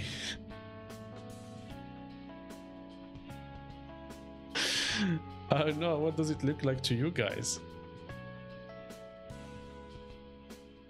Do you have Radagon's scars here? It wears a similar to the Eye of the Fell God. 8 dots create, which are also divine towers. Sure, we can look at it in a second. This is Ronnie's body, Angelina.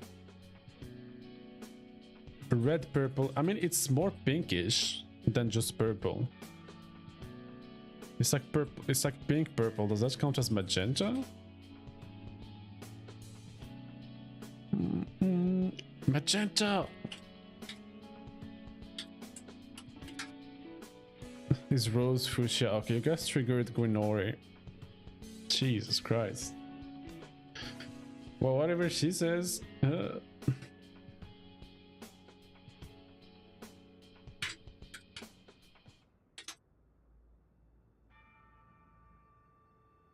Purple is like Twitch logo color. Alright, well, it's magenta then. Sheesh, man. Sorry. By the way, Rani's body looks completely charred. Like, two things.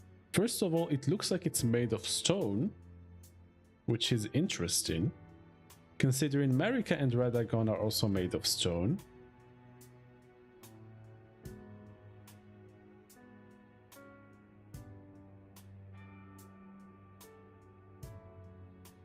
And they both are Empyreans. And she looks completely burned.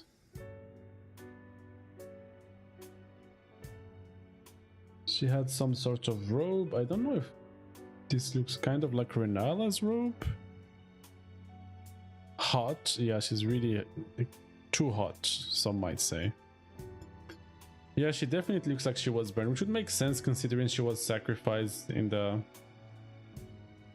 Damn, that ass crack.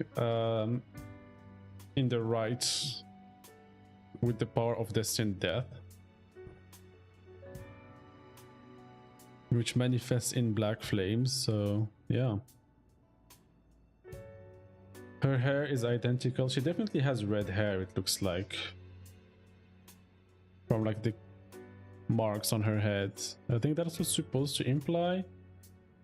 Also, I never noticed this, but she somehow has some hair. Kind of charred, but some of it also looks like curly. Did she have curly hair?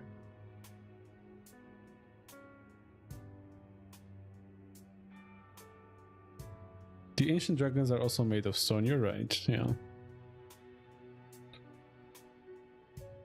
Interesting.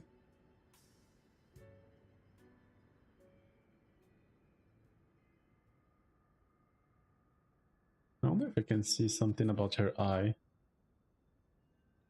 No.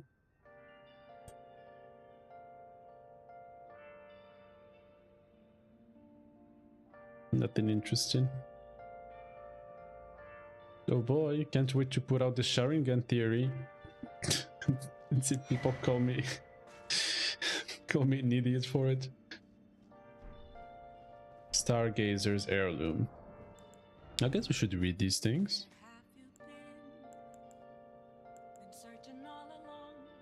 It's interesting how exactly her fingers are broken off. We can look at that in a second. Do you think she is also Marika's daughter too, as well as Radagon's? I mean, kind of. If you like, Radagon is Marika, so if Radagon is a copy of Marika, then in a physiological sense she is the daughter of Marika, but I don't know. Depends how you interpret the Radagon is Marika thing. Curse mark carved into the discarded flesh of Rani the Witch, also known as the half-wheel wound of the centipede. This curse mark was carved at the moment of death of the first demigod, and should have taken the shape of a circle. However, the two demigods perished at the same time, breaking the curse mark into two half-wheels. Rani was the first of the demigods whose flesh perished, while the Prince of Death perished in soul alone.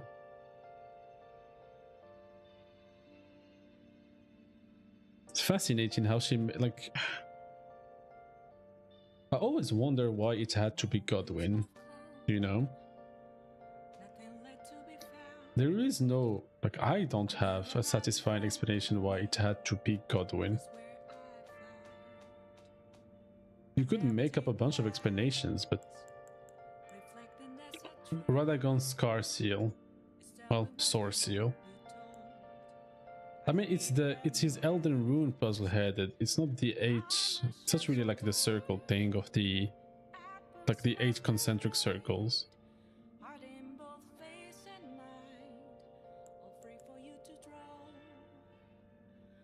Talisman engraved with the legend of a queen. Raised intelligence, the young astrologer gazed at the night sky as she walked. She had always chased the stars every step of her journey. Then she met the full moon, and in time, the astrologer became a queen.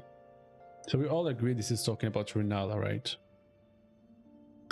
I think that Randy was put into the creature was planned by killing Godwin since she still had her Empyrean flesh. The finger readers in the Nameless City seems good that Godwin was chosen to die. Because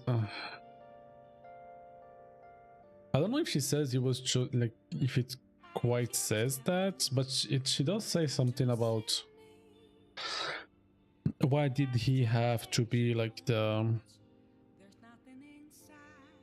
one to die or something like that. I'm not sure.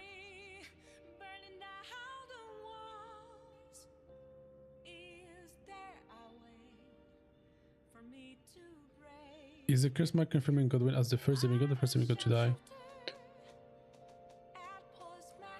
I mean, it's first demigod to die.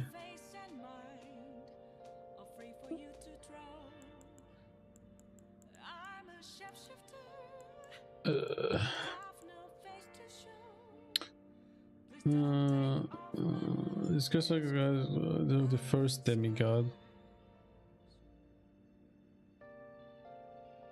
Oh no. Please don't misread that.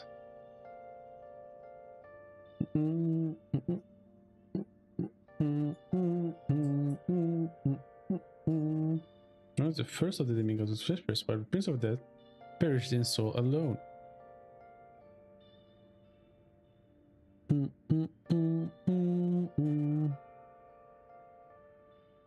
I would like to look at the Japanese for this. If it's just the word in here that's like, if it's just the wording that's like weird in English, or it says of the first demigod, the death of the first demigod, when obviously like there is talk of the first demigod to die, so they just worded it weird.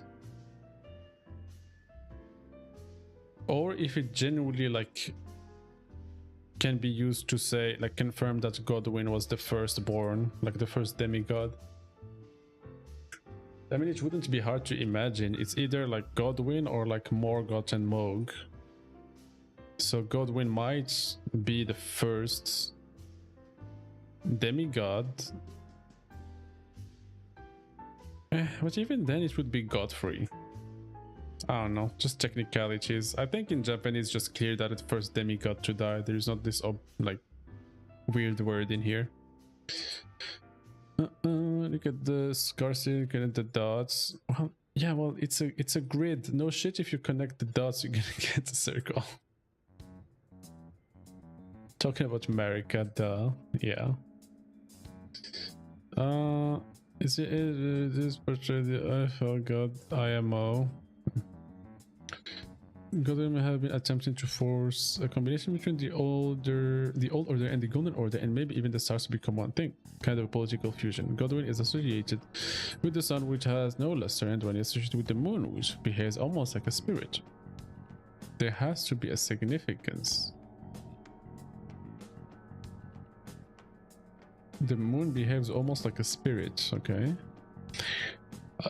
I think it would be interesting if Godwin was simply the first demigod, probably tie a lot of plot holes.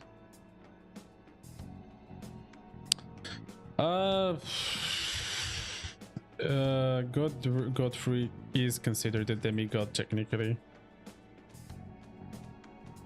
It's a title he got. Is it the Great Rune? I think it's Godric's Great Rune that says it. Don't tell me you have to activate it to see it. The first demigods were the Elder Lord Godfrey and his offspring, the Golden Lineage. So it's kind of a, you know... this would put him as born before Godfrey because the Godfrey Great Rune also confirms Godfrey as a god. Man, I swear you're like reading a bit too much in that wording of how they said first demigod.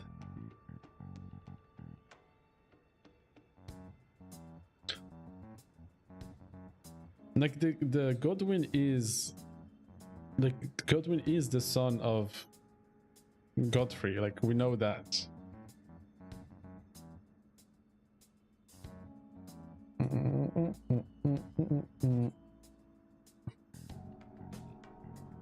Plot twist: the Greater we didn't care about Marika's specific eternal order since the two fingers are already prepared the next. Oh, it's not a plot twist, Ramai. That's pretty well established. That the Greater Will does not care about what order and the nature of the order in place. As long as it's an order based on the Elden Ring, and Radagon is the mother, right? Oh my god. Not exactly convinced, just trying to do the guesswork. Okay, I get you, my bad. You just like, yeah. Don't mean to shut down like ideas.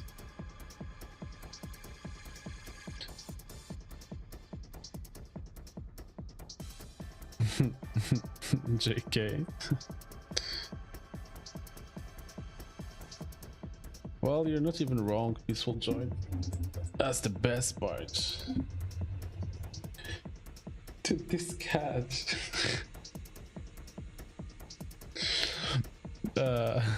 Sure that Godwyn's Godfrey's son could have been a third person who had kids with Marika. Yeah, because he's of the Golden Lineage, which are the children of Godfrey. Like Godfrey and his offspring, the Golden Lineage.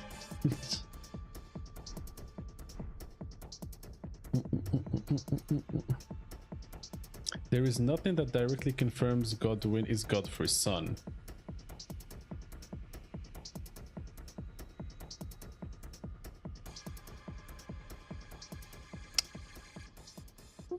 Well, he's the son of Marika. From, I mean, if you... Yes, there is no item that directly says Godwyn, son of Godfrey.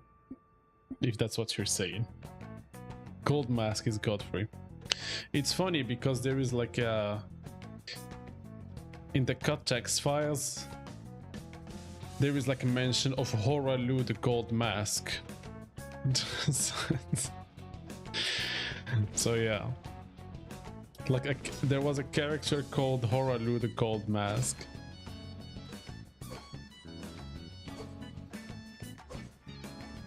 Like Virgin Mary? You think so? I mean, Godwyn is like the scion of the Golden Lineage. He's like the poster boy of the Golden Lineage, which automatically makes him the son of Godfrey, because that's what the Golden Lineage is. They are the children of Marika and Godfrey. But then if you want to like deny that and say that he just held, that's how he was known as publicly, but in reality the origins, his origins are different, that's, I mean, sure. Confirmed, yep. I'm so curious how the Horalu Gold Mask would have gone in game. I think that's just a like something that remains from the draft of the game, and someone just made a typo. And some people might genuinely be thinking too much about it, you know? That's just like a draft of the cinematic, and the guy who wrote it made a typo.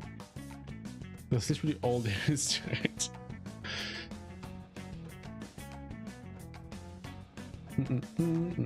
Because like that intro cinematic dialogue lists all like the notable tarnish, like Horalu, Gold Mask, Fia, Gideon. And I think that's just like a switch that happened there.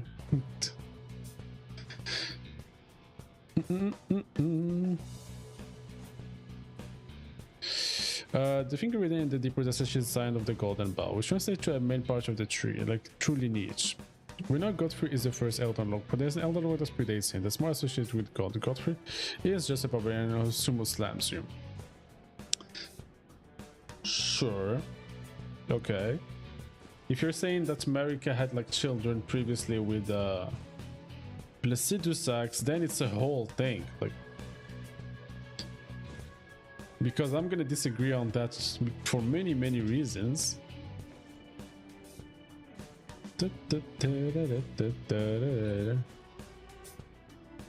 Marika came into power after Placidusax. She wasn't always into power, unless you like want to say that she had a different identity back then.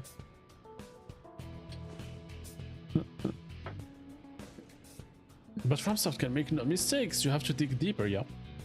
It's just an idea, but how important it ended up being an argument could be made for creating an argument. Yeah. Godric is confirmed to help from Godfrey, and he even has dialogue referring to dragons as trueborn heirs, which Godwin associated with. Yes, but there is a different reason why you would associate dragons as trueborn heir. Considering the fact that the dragons were Elden Lord and had their own age, and they were like possibly the children of a god.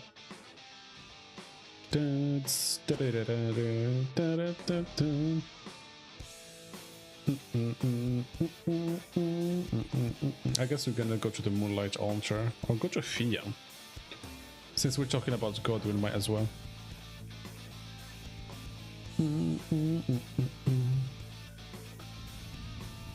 Imagine Marika when she learned that the Greater Will wanted a regime change and no eternal bullshit order, and all that was for her kids to become sacrificed as foundation as the next order. But that's an idea, but like this, it seems that the Greater Will does not take direct part into how things should be. So I don't think like the Greater Will would want a regime change per se. And if he did, he would like shoot meteors at stuff, is usually what happens. And it's not per se a regime change, but more like if something threatens the order system, or like the Elden Ring system, or those goes directly against him. Placidusax in America, that's a tight fit. Placidusax can turn into a guy, I think. Maybe, perhaps, who knows? Which is why the god of the dragons fled, yeah. America is the god of the dragons. She knew that a regime change was coming. Alright chat, the all grabbing. Why the Tarnish starts at Church of Anticipation? And is it Church of part of the Stormveil Castle? It does share architecture with the Stormveil Castle. Why they start there? It might have been at a certain point. That's where the Tarnish, because Tarnish were like meant to return to the lands between. Stormveil was the legacy of Godfrey, which was gonna return to the lands between as well with the other Tarnished, which Marika told them they would. So it's possible that they set up the Church of Anticipation as a point of arrival for the Tarnished. Though how he actually spawns there, it might be some supernatural teleportation stuff. I mean, even the name Church of Anticipation kind of like hints to the fact that, and the fact that there's a dead finger maiden waiting there, hints to the fact that it was supposed to be an arrival place for the Tarnished in the lands between. But you know, it's kind of decrepit now, and there is a Grafted Scion camping like new Tarnished to arrive. Oof, I need to catch up. The fact that Medicate is a rank and the Beastman, which was actually a religious association from Azure with even the sin that can find there, which were the origins of the Golden Age to begin with. Sure. Cause please use the free cam on Godwin. Please check his hair. It's grown under his face. Suggest a beard. Elden John confirms. Da, da, da, da. You mean this is under his face? When I thought 46 was easier than expected, yeah. Okay, here's the thing though. It's not like he has hair on top of his head though. Like, considering he has a literal clam for a head. A literal clam. I wouldn't get ahead with like interpretations of where the hair is coming from compared to how the orientation of his face, considering the mess this is. To say it's a beard and so he's Elton John. Ew, he looks so nasty though. For real, for real. It's really fascinating, the connections between death and water. Like, why is Godwin so aquatic? Why is he like a fish? Why is he a merman thing? Why does he have like fins on like his tendrils? Why? Why water and death?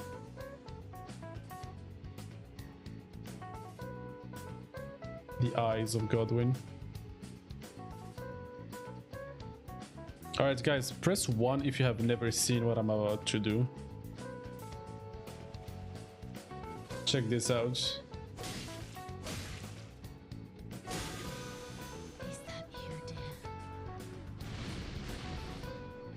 Do you see that? So cool.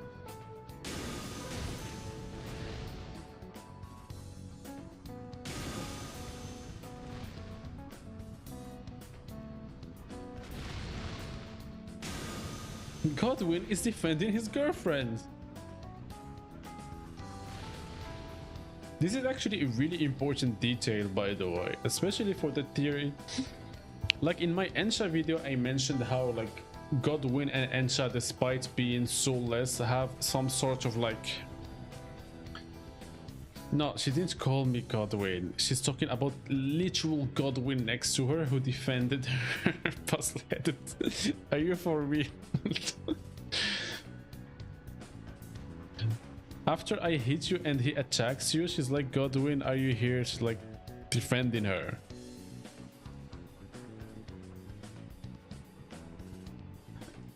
Like Godwin, and like Godwin, despite being soulless, has like a faint will, like a faint something that makes his corpse act a certain way. It's something extremely faint, like here he's defending Fia. Like as to why he, for example, like appeared under a storm veil and he's rotting it from inside. As for why Ensha, like the bones Ensha, the soulless lord Ensha, why Ensha is drawn to the Haddock Tree medallion, for example. It's like they have a certain attraction or like a faint will even though their bodies are soulless. Whoa, I can't talk to her anymore? Really? Come on, man. Also, I'm in combat apparently. I'm sorry guys, jeez, like...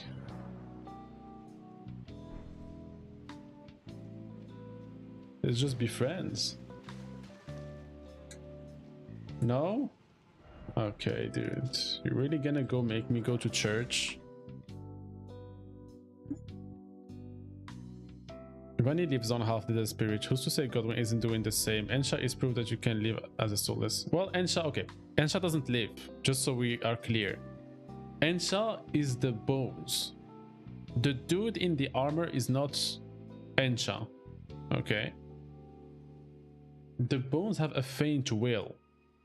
The dude in the armor is just there as a medium for like the faint will of the bones.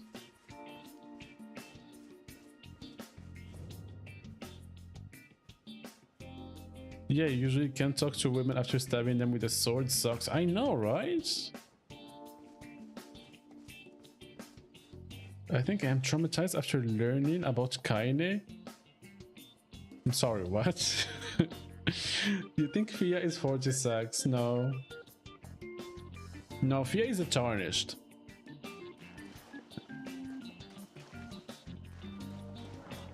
Alright, I'm sorry.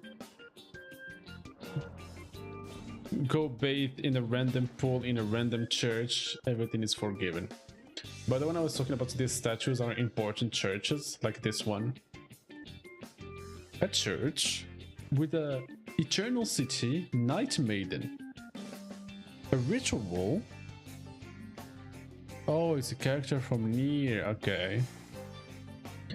An Eternal City ritual about forgiving all the sins by altering fate.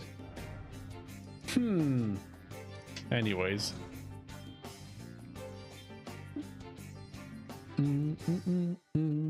Makes you game over when try to achieve a certain trophy.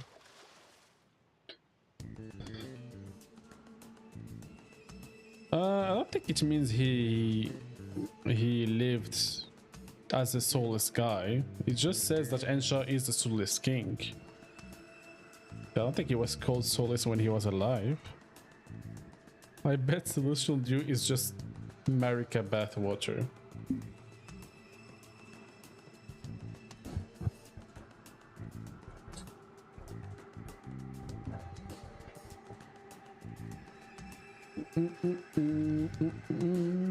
Can I talk to you now? Okay, I can talk to you now.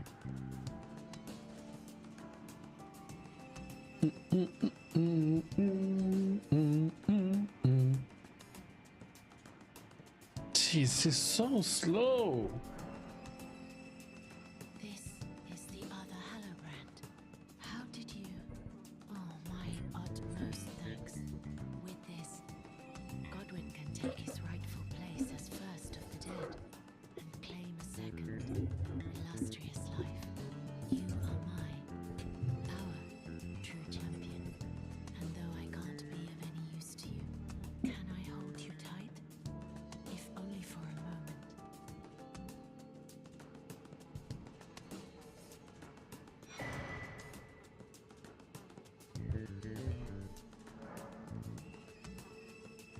Oh, I will soon lay with Godwin. ew, what? Stir within me the new life of the Golden Prince. Bro, that's First disgusting. dead of the demigods, as the rune of those who live in death. Please, do one thing for me. The first dead of the demigod. Hear that, puzzle-headed? And take for yourself the throne. Stay the persecution of those who live in death by becoming. Who created and controlled the puppets in Kaled Forge? And why? You know, that's a good question. Considering you find Radagon's sword seal there and the medallion, it might be someone who was tasked with hiding the medallion by Radagon. And considering Radagon's connection to the Carians, it might be that person who made the puppets, I guess, and used them to defend the forge. It's something like people like to do, like sorcerers in Caria.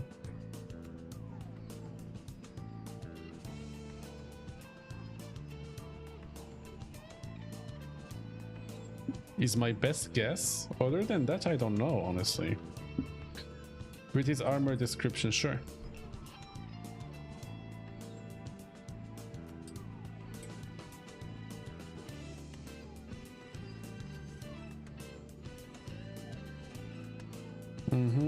It's all connected. I think there is the ability to different experience in the story trader.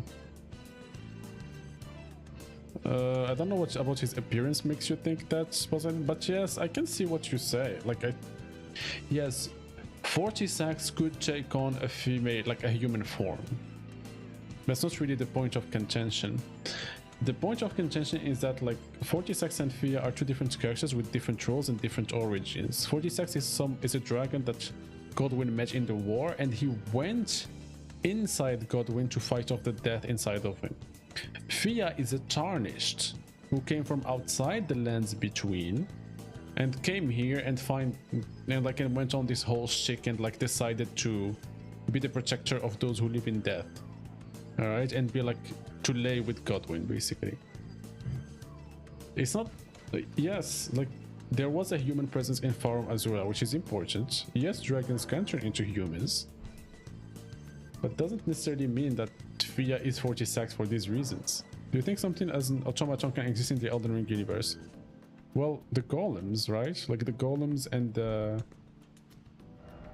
the statues. whatever they are called, like the imps and the watchdogs. They're kind of automatons, especially the golems. Look very automaton-like. Also, I haven't read the Ensha armor. A human-like doll made of metal. Yeah, there's the... This is goodbye, my dear. But What I are they am called? The marionettes. I choose to lie with Godwin of my They are human-like-ish dolls made of metal. remains, Does that not count? and I will bear a child who will inherit your What greater blessing could there be? But to be born a deathbed companion.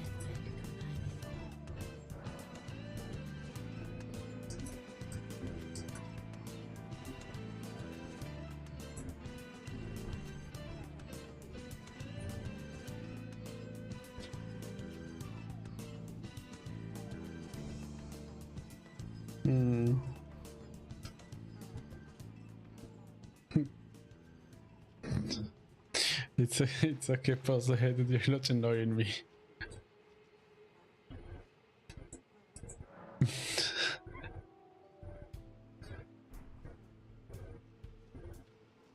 And she's dead. Unbelievable.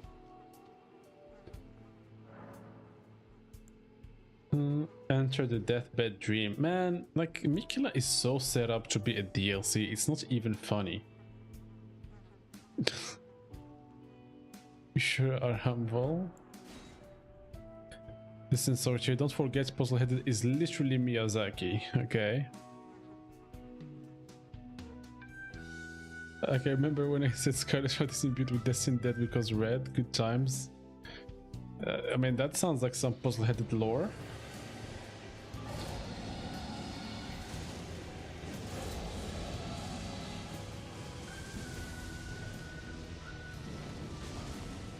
How about you 40 sacks these? Jesus.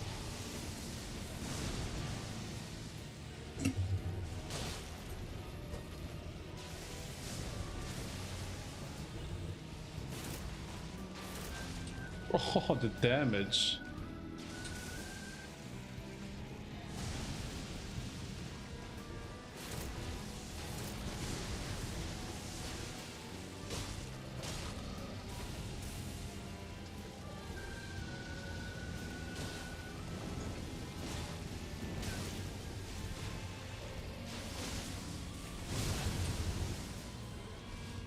I'm really doing a lot of damage with this guy.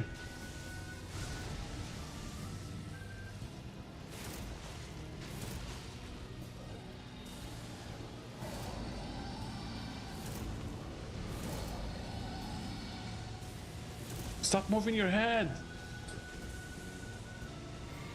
I'm gonna die. The death blight is gonna kill me.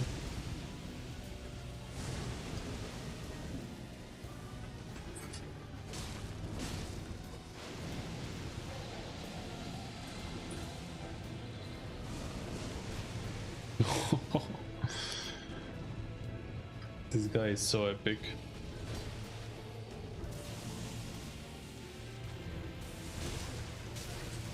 Ow.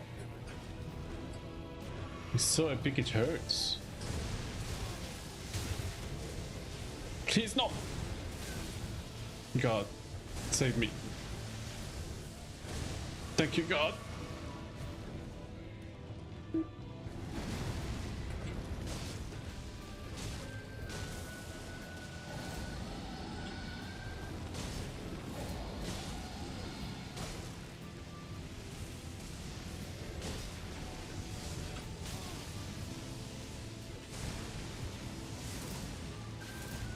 Oh, 1000 damage.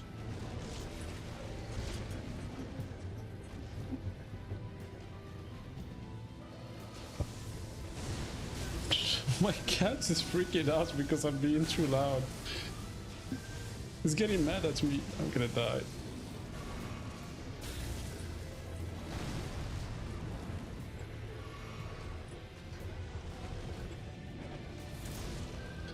Man.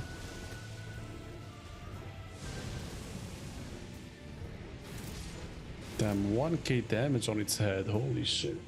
Alright, give me guys a second. What's your issue, huh?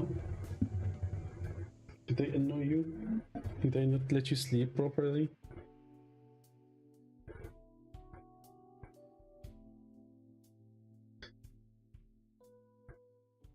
Am I not giving you enough attention?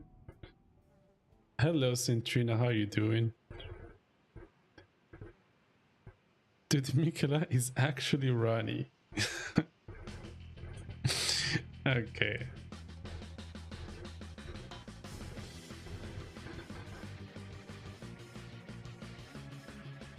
My mic got messed up.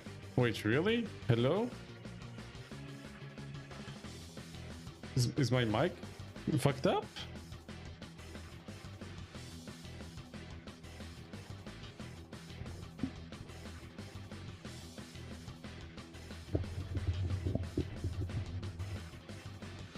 Now?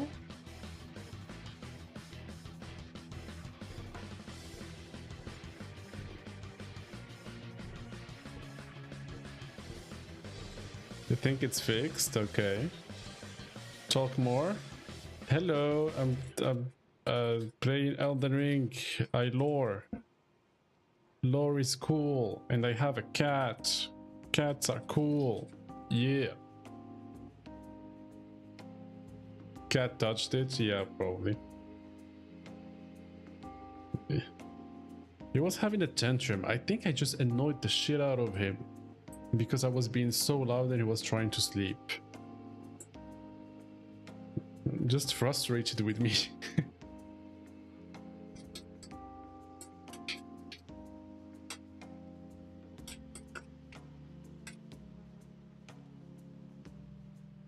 He would have been very calm if he came to you. Well, tough luck. He chose me. Fuck him, he don't pay rent. I know, right? That's what I'm saying. Dumb cat.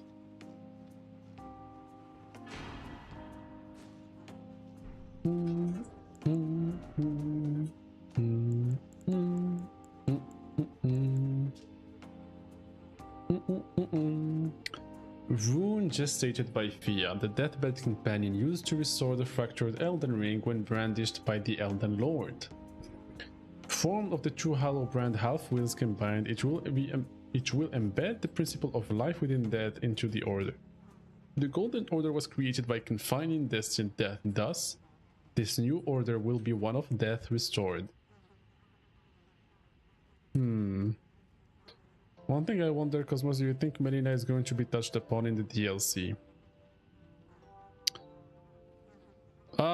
If the DLC is related to like Frenzy or the Glowmite Queen, maybe.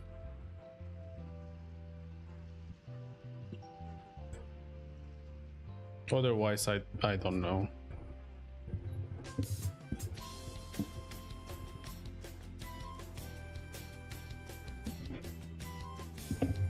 He left me. Okay, look at this asshole. He went to Gwynori because she doesn't shout all the time. Wow. Wow. Okay, dude.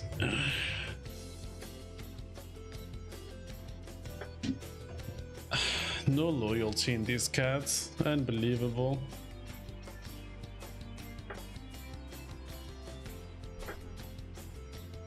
Dun, dun, dun, dun, dun, dun, dun, dun, dun, dun. It will be about frenzy-eyed Mikola Godwin Queen, the DLC. True. Real and true. I can confirm it.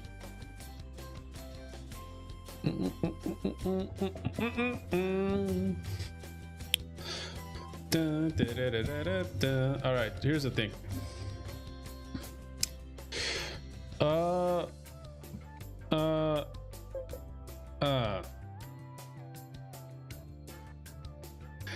Alright, I think we're good on playing Elden Ring for today. We can't make too much progress, right? We might... God, what if we end up finishing this playthrough? Do you guys think about that? Are you crazy? Like, we gotta be reasonable. The closer we get to the end, the further the streams get apart of each other, and the less we play the game. Okay?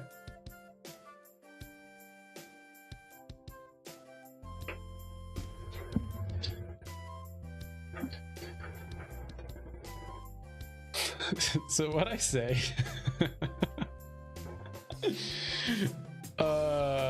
yeah, no, the 1 year anniversary is coming up. Yeah, there's definitely DLC there for sure, 100%. No copium, for real. I think we can keep looking at the art book for Elden Ring. We started last time, we didn't even get through halfway, and then we didn't get to play at all. What I propose is we continue looking at it.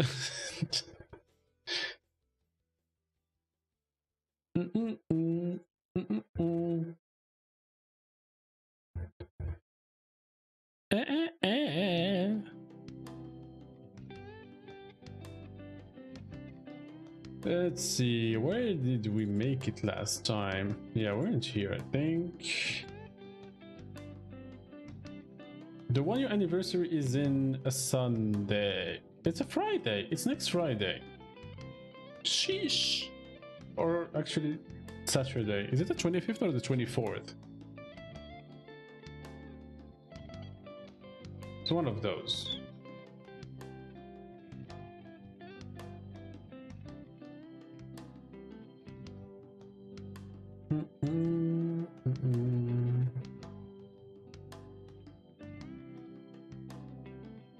Did we see this last time? I think we did. Okay. Give me a second, guys. I'm just pulling up this stuff. Whee! Oh, does this work? Oh my god, it's working! Oh my god. Yes.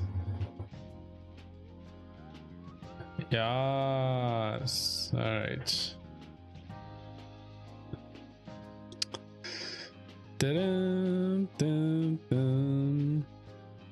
Dun, dun, dun, dun, dun.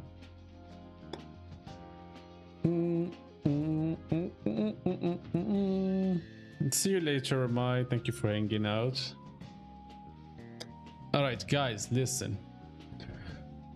This, okay, this lady, that's the Glowmite Queen. I'm telling you right now. And she was the previous god, okay? Yeah, I think we saw all of this stuff. Ooh.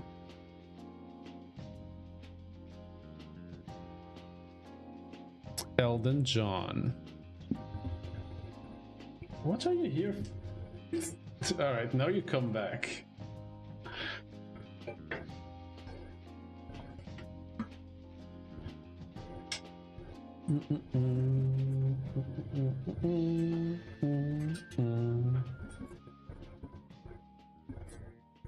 We saw all of this. We saw all of this.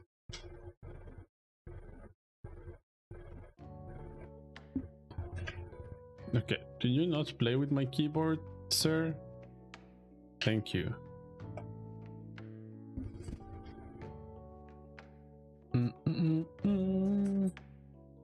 Damn, America. America is like, yo, what up? Got anything to say, or... Huh, bitch? You gonna swing? Oh, that's so cool. You can see the rebirth monument really clearly here. Okay, can you please get... Okay, not the keyboard, thank you. Don't walk on... Oh my god, he's walking on the keyboard. And what are you doing?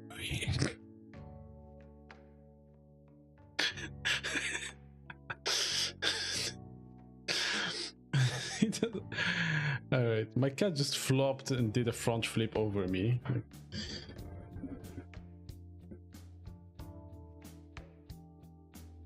Just doesn't give a fuck anymore. I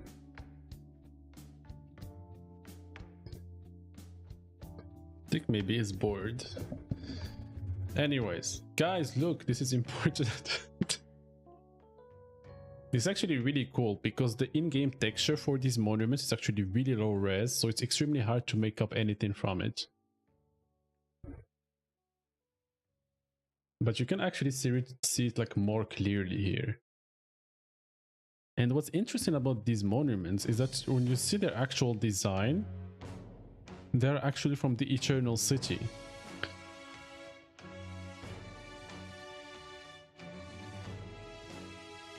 Like this thing, this symbol here, is actually the same symbol you can find on the windows of the Eternal City.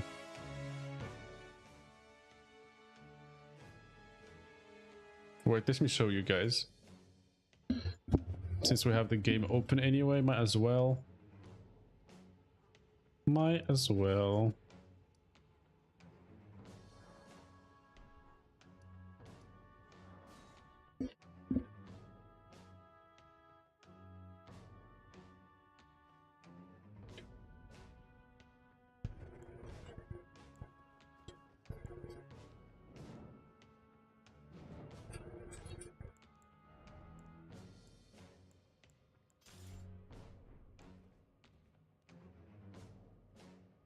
Alright, you guys see this?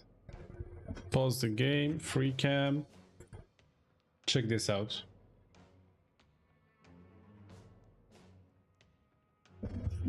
You see this symbol that you find on the like doors and the windows of the Eternal City? It's actually here. On the Rebirth Monument.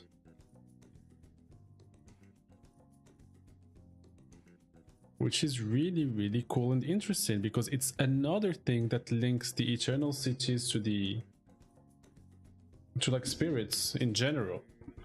Alright, you're gonna fall, my dude.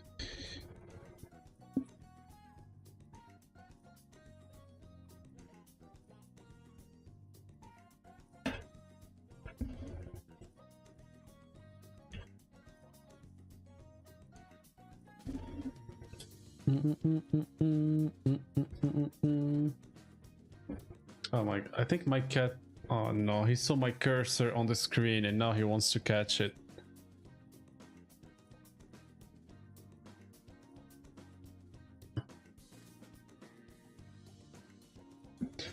Like these, oh my god, he's gonna jump at it. Don't.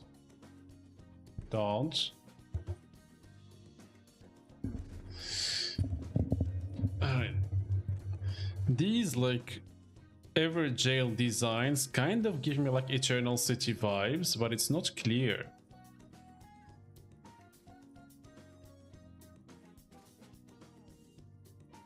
Like just the pattern design, the intertwined lines are like just like this, you know?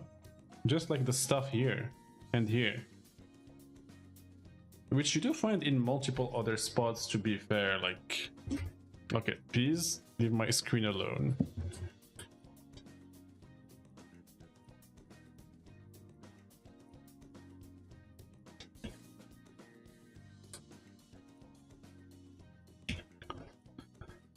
Also, it's interesting that they detailed here.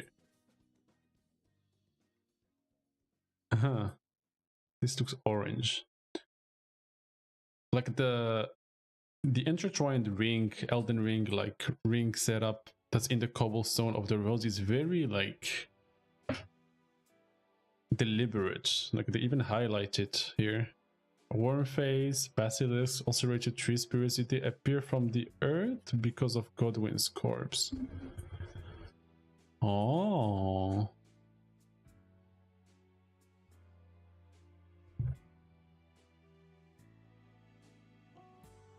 That's a possibility actually, yeah. Honestly, like ulcerated tree spirits might be just a manifestation of the earth trees hurting. But the basilisk could be said to be born from his corpse directly. But the worm face, I have no idea what they are. Maybe, like, isn't their name in the files the Racine, like Uprooted? They have Death Blight. They are one of the most mysterious enemies in the game, to be honest, so it's hard to say. They may have been 4 rings originally. Well, actually, talking about the 4 rings,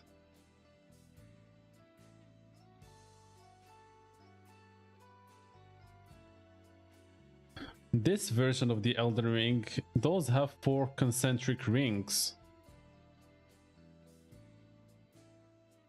rather than like 3 rings and 1 ring in the center. Like the Farum Azula ring, rather.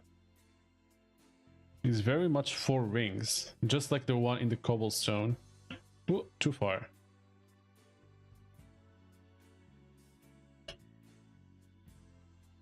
Those are some of the chest designs. This is an Eternal City chest. This is a Farum Azula chest. Oh yeah, there's even like the Beastmen mummies on the side. That's cool.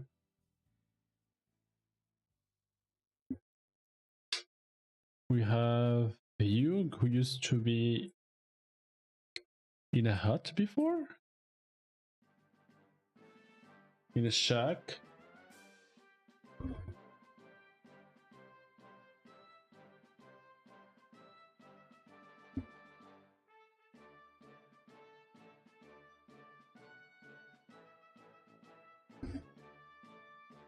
The elevator designs, Eternal City, Farum Azula.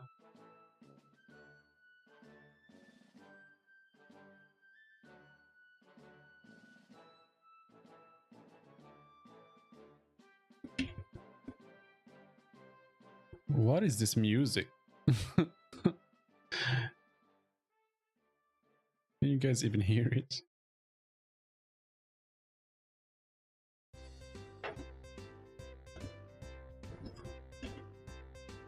Ooh, the Tarnished.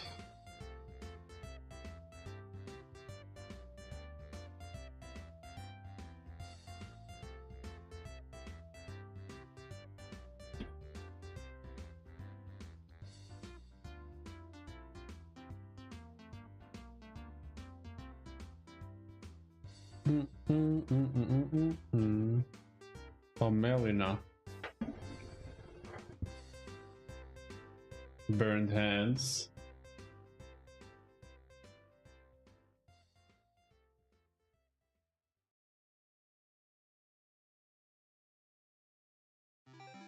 In game, her eye is gold. Here it's just gray. Her hair is not pink here, just brown hair. And the claw, the 3 claws seal on her eye.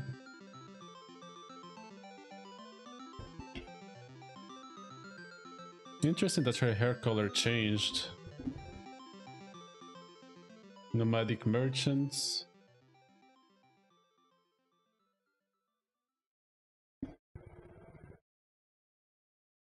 Someday we'll know the bird feet. I have an idea.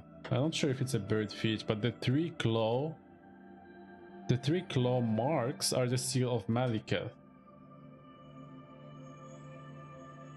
It's the seal that's on like the beast seal, like itself. And that's also the mark that's on the globe, like the beast eye he gives you.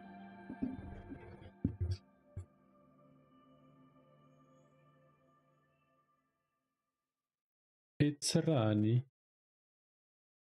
Ah, interesting. The inside of her hat is supposed to be like frozen leaves or rime. Okay, doesn't look like that in game at all. It's disgusting in game.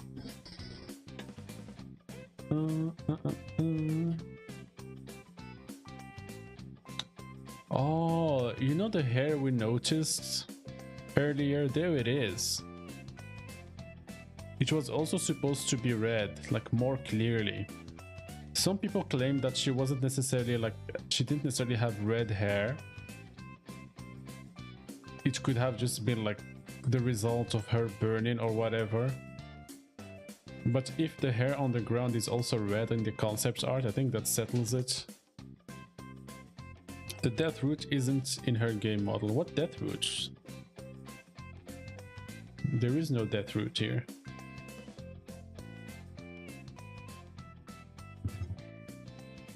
Yeah, she was supposed to have a bit of left. She does have some hair in game, but it's gray and it's hard to see. Like today is the first time I saw the hair she still had in game.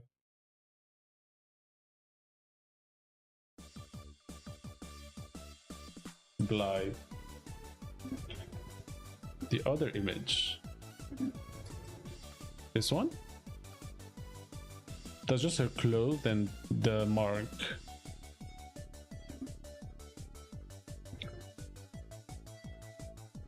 Oh wow.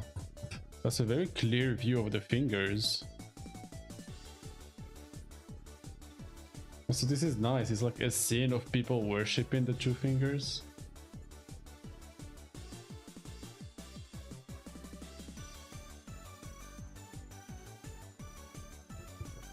These things are nasty. Is Helfon Ram above the mountain tops of the giants because there are spirits, scholars, name, and the right tree and souls of death? The mountain tops does look like a pseudo Helfen. Like even in the Forbidden Lands on the way to the mountain tops, there is like a red grace aura in the air, which relates to the red grace people are supposed to see in the Helfen. And as you said, the mountaintops is full of spirit. Like even the trees are spirit. I don't think it is the Helfen. I think Puzzleheaded would say that the Helfen is the mountaintops.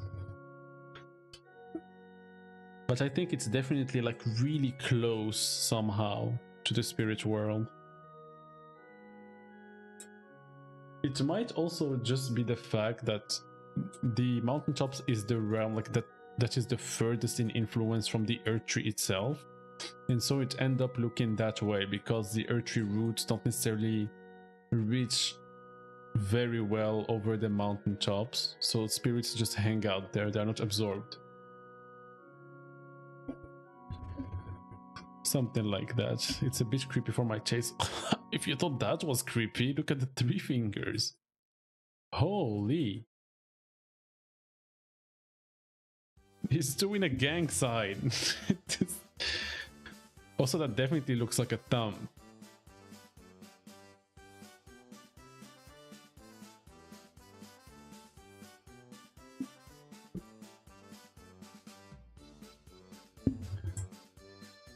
Dude, he's doing a gun.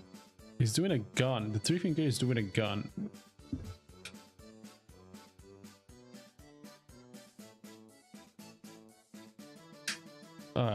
These are so disgusting.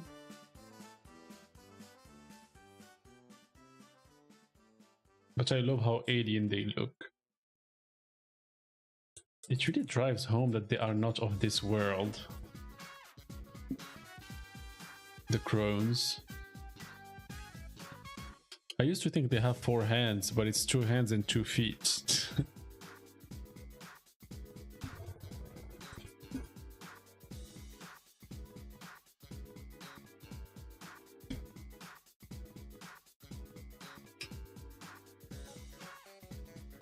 Francis Flynn wants to make a giant party, basically, yeah. Ooh, beast clergyman. That's supposed to be like what Malikat is, but Malikat is the only beast clergyman we meet.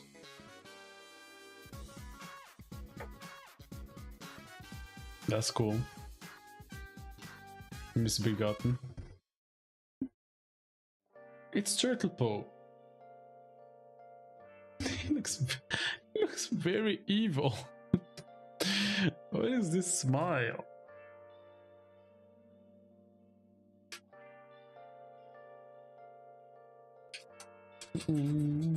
Raya. How dare you? Oh, here we go. She getting mad.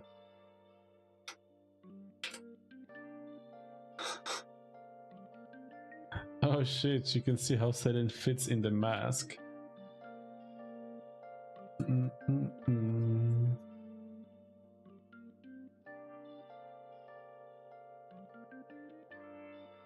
I love the expression of Azure and Lusat, like Ooh.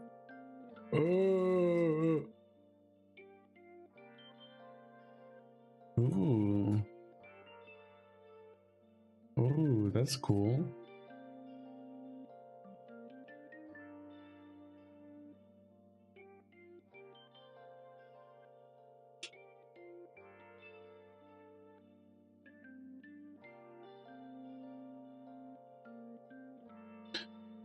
So you use the tree at one point because the tree roots cannot grow past its base. The mountains clearly surpass.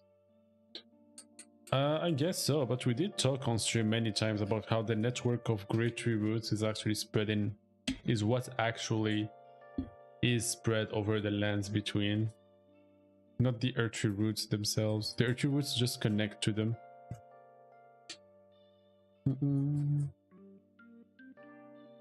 Oh, he used to have a staff.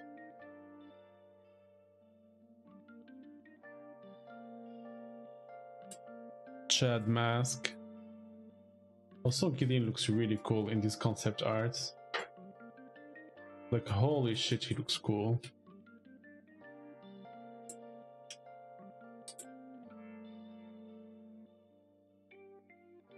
Damn.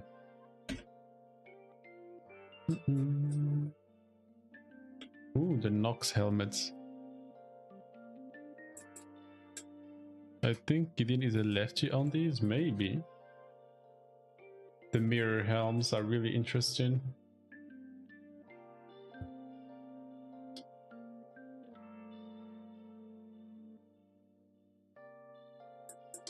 It's interesting that they are using mirror helms to deflect the influence of the finger and the greater will. And you know what's really interesting is that the fingers are said to communicate with the greater will from a very... It says it takes a really long time, right? And I generally think that the greater will is not of this world and is like light years away. The reason I think that is because fingers are hinted to communicate with light. Like what the Nox are using to deflect the influence of the greater will, and the fingers are helmet of mirrors, which would reflect light, as in electromagnetic waves or radio waves or whatever. And the fingers themselves communicate by writing in a script made of light, which you can see in the cipher rings, like the white and blue cipher ring that you can use for multiplayer, and also the cipher pata, the weapon, and the coded sword, which are weapons that are literally made of light, and quite literally the fingers communicate with light. So like electromagnetic waves. And they have the shape of antennas, which is really cool.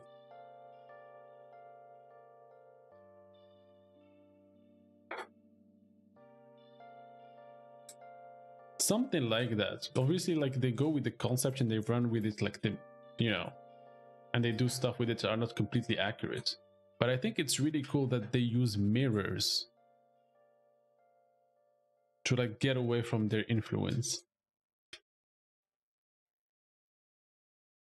It's another reflection of their ability to communicate with some sort of, like, electromagnetic waves.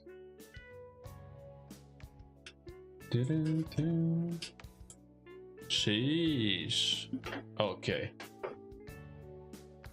I'm sorry, but this looks way better than in-game. First of all, we don't have this sword in-game. And second of all, what is this coming out of his back?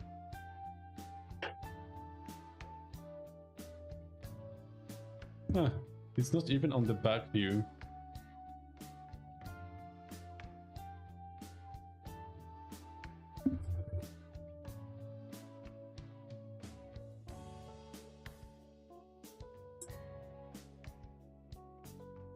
Are those serpents on his cape? Intertwined serpents? Also, Roger looking real old here.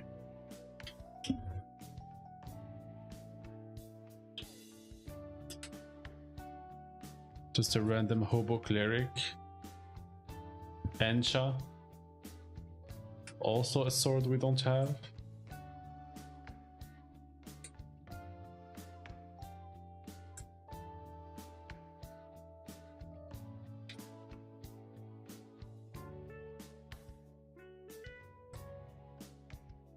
Ugh.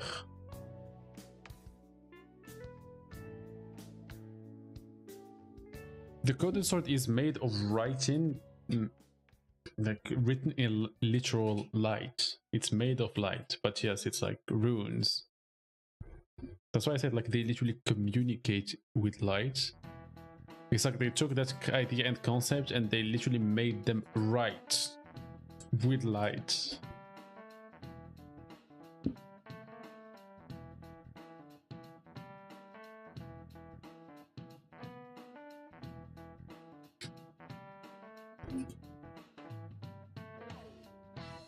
Did you know the blue outfit has an opposite implication to the red? Yeah, I know.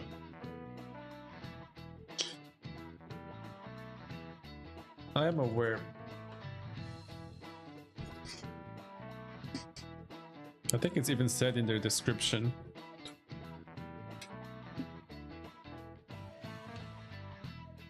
I wonder if both outfits are supposed, like, these are both supposed to be Fia.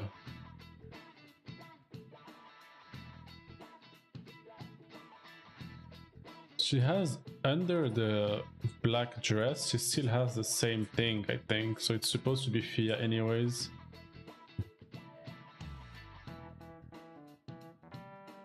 Have you seen the sun emblem medallion the Tree Guardians wear similar to Dong? No, I haven't.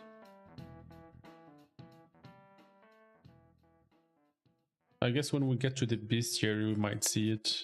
I never noticed that actually. Wait, do they like, is it on their clothes or is it like a literal medallion? The musketeer, like...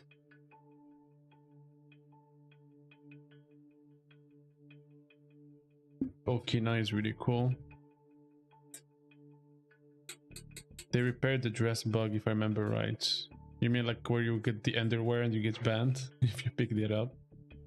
Or was it like something like you could see your ass if you squatted or something like that? How did Millennia's Knight learn to use sorcery and what is the lore behind Sacramental Buds? Oof, Sacramental Buds is a bit much. Millennia's Knight. Do they use sorcery Millennia's Knight? They don't, right? They seem to be using incantations, but if you mean the Halic Tree Knights, which are Miquella's Knights, yes, some of them do use sorcery, but that's normal because Miquella is incorporating a lot of the things from his... from like Carian. A lot of Carian things in his Halic Tree stuff, mostly due to his father being Radagon, and Radagon like bringing with him stuff from Caria. I mean, he did learn sorceries, etc. So some Carians are following Miquella as a descendant of their like ex-king, I guess.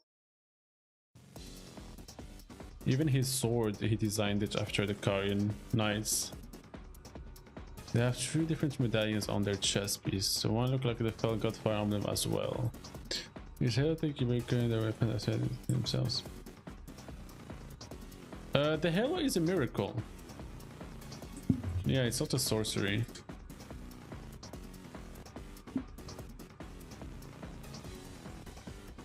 The Beast Champion armor is cool too. Bernal lore is really complicated. It messes with a lot of things. It's really interesting how it relates to Beast and Farum Azula in general. It really makes you think.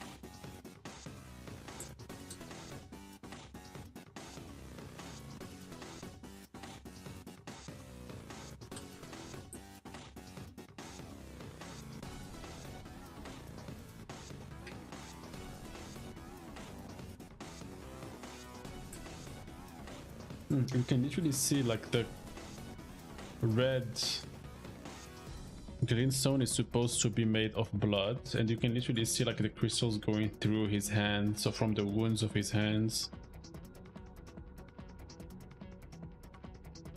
Bernal is a blue and silver armor guy, yeah. Oh, this design is so good. Bernal's lore would have been crazy if they gave us some more. The hints we get makes him like he got further than Vike even. That's true actually, yeah.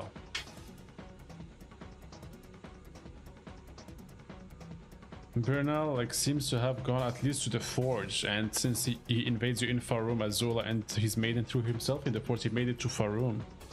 He even had like the claw to fight Malika. Giga Chad Bernal. The Hoslo armor set is amazing. It's probably like my favorite armor design in this game. This and the scale, yeah, the scale set from Istvan. How do you become the beast champion, right? Yeah, like it's so weird how the dynamic of what he did fits into the actual story. Is he the guy who got 2 great runes that the finger readers mention? Like, how is he the beast champion, as you said? Like, what's his relationship with Farum Azula exactly? Oh, that's so... What? Look at that! This is the Raven Mount assassins. Who's like took on, like, they fight like deathbirds and took their form.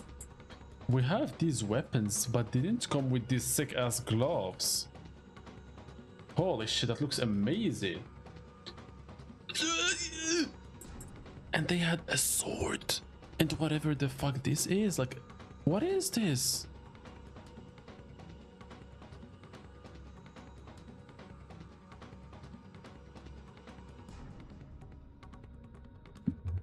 Man, I'm just saying. If we get a Helfen DLC, we'll get more Deathbird stuff and potentially more Raven Mount stuff. Like, Raven Mount itself might be somewhere in there in the spirit world. I'm just saying. Don't quote me on that, but we might yet get these weapons somehow. Or we just meet like a new Raven Mount assassins and they have these weapons.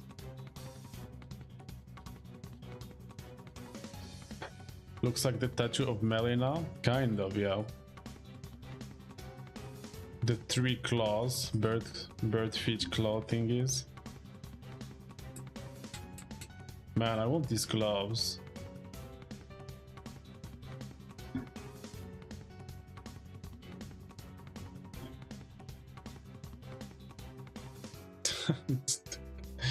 This guy looks so goofy, like someone made this on an iPad.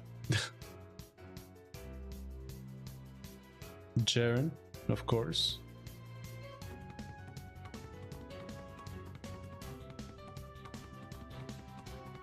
This is Traveling Perfumer. Perfumers have some of the coolest designs. Oh, it's this guy. We never meet him, we only find his armor. Damn, he looks cool.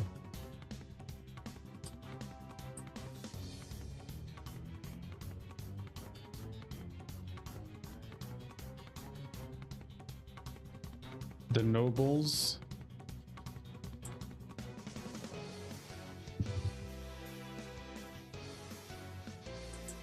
The Haima. Carrion Knights.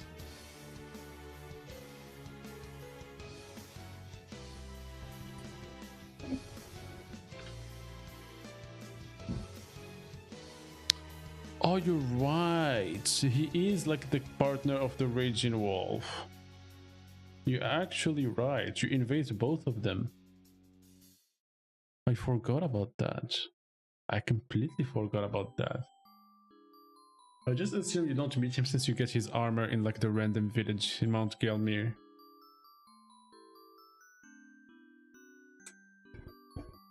Vike's armor looks cool, man.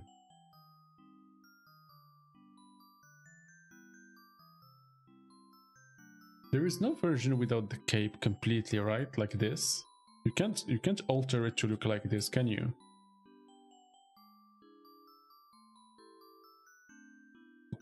Yeah, like the original Tarnished, all of them have some really like cool implications.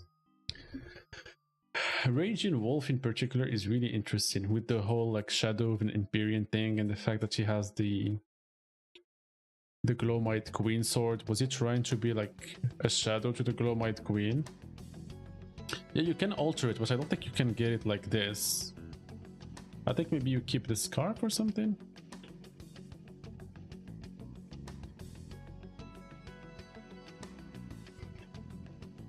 Is this it? This is the end. Well. Well.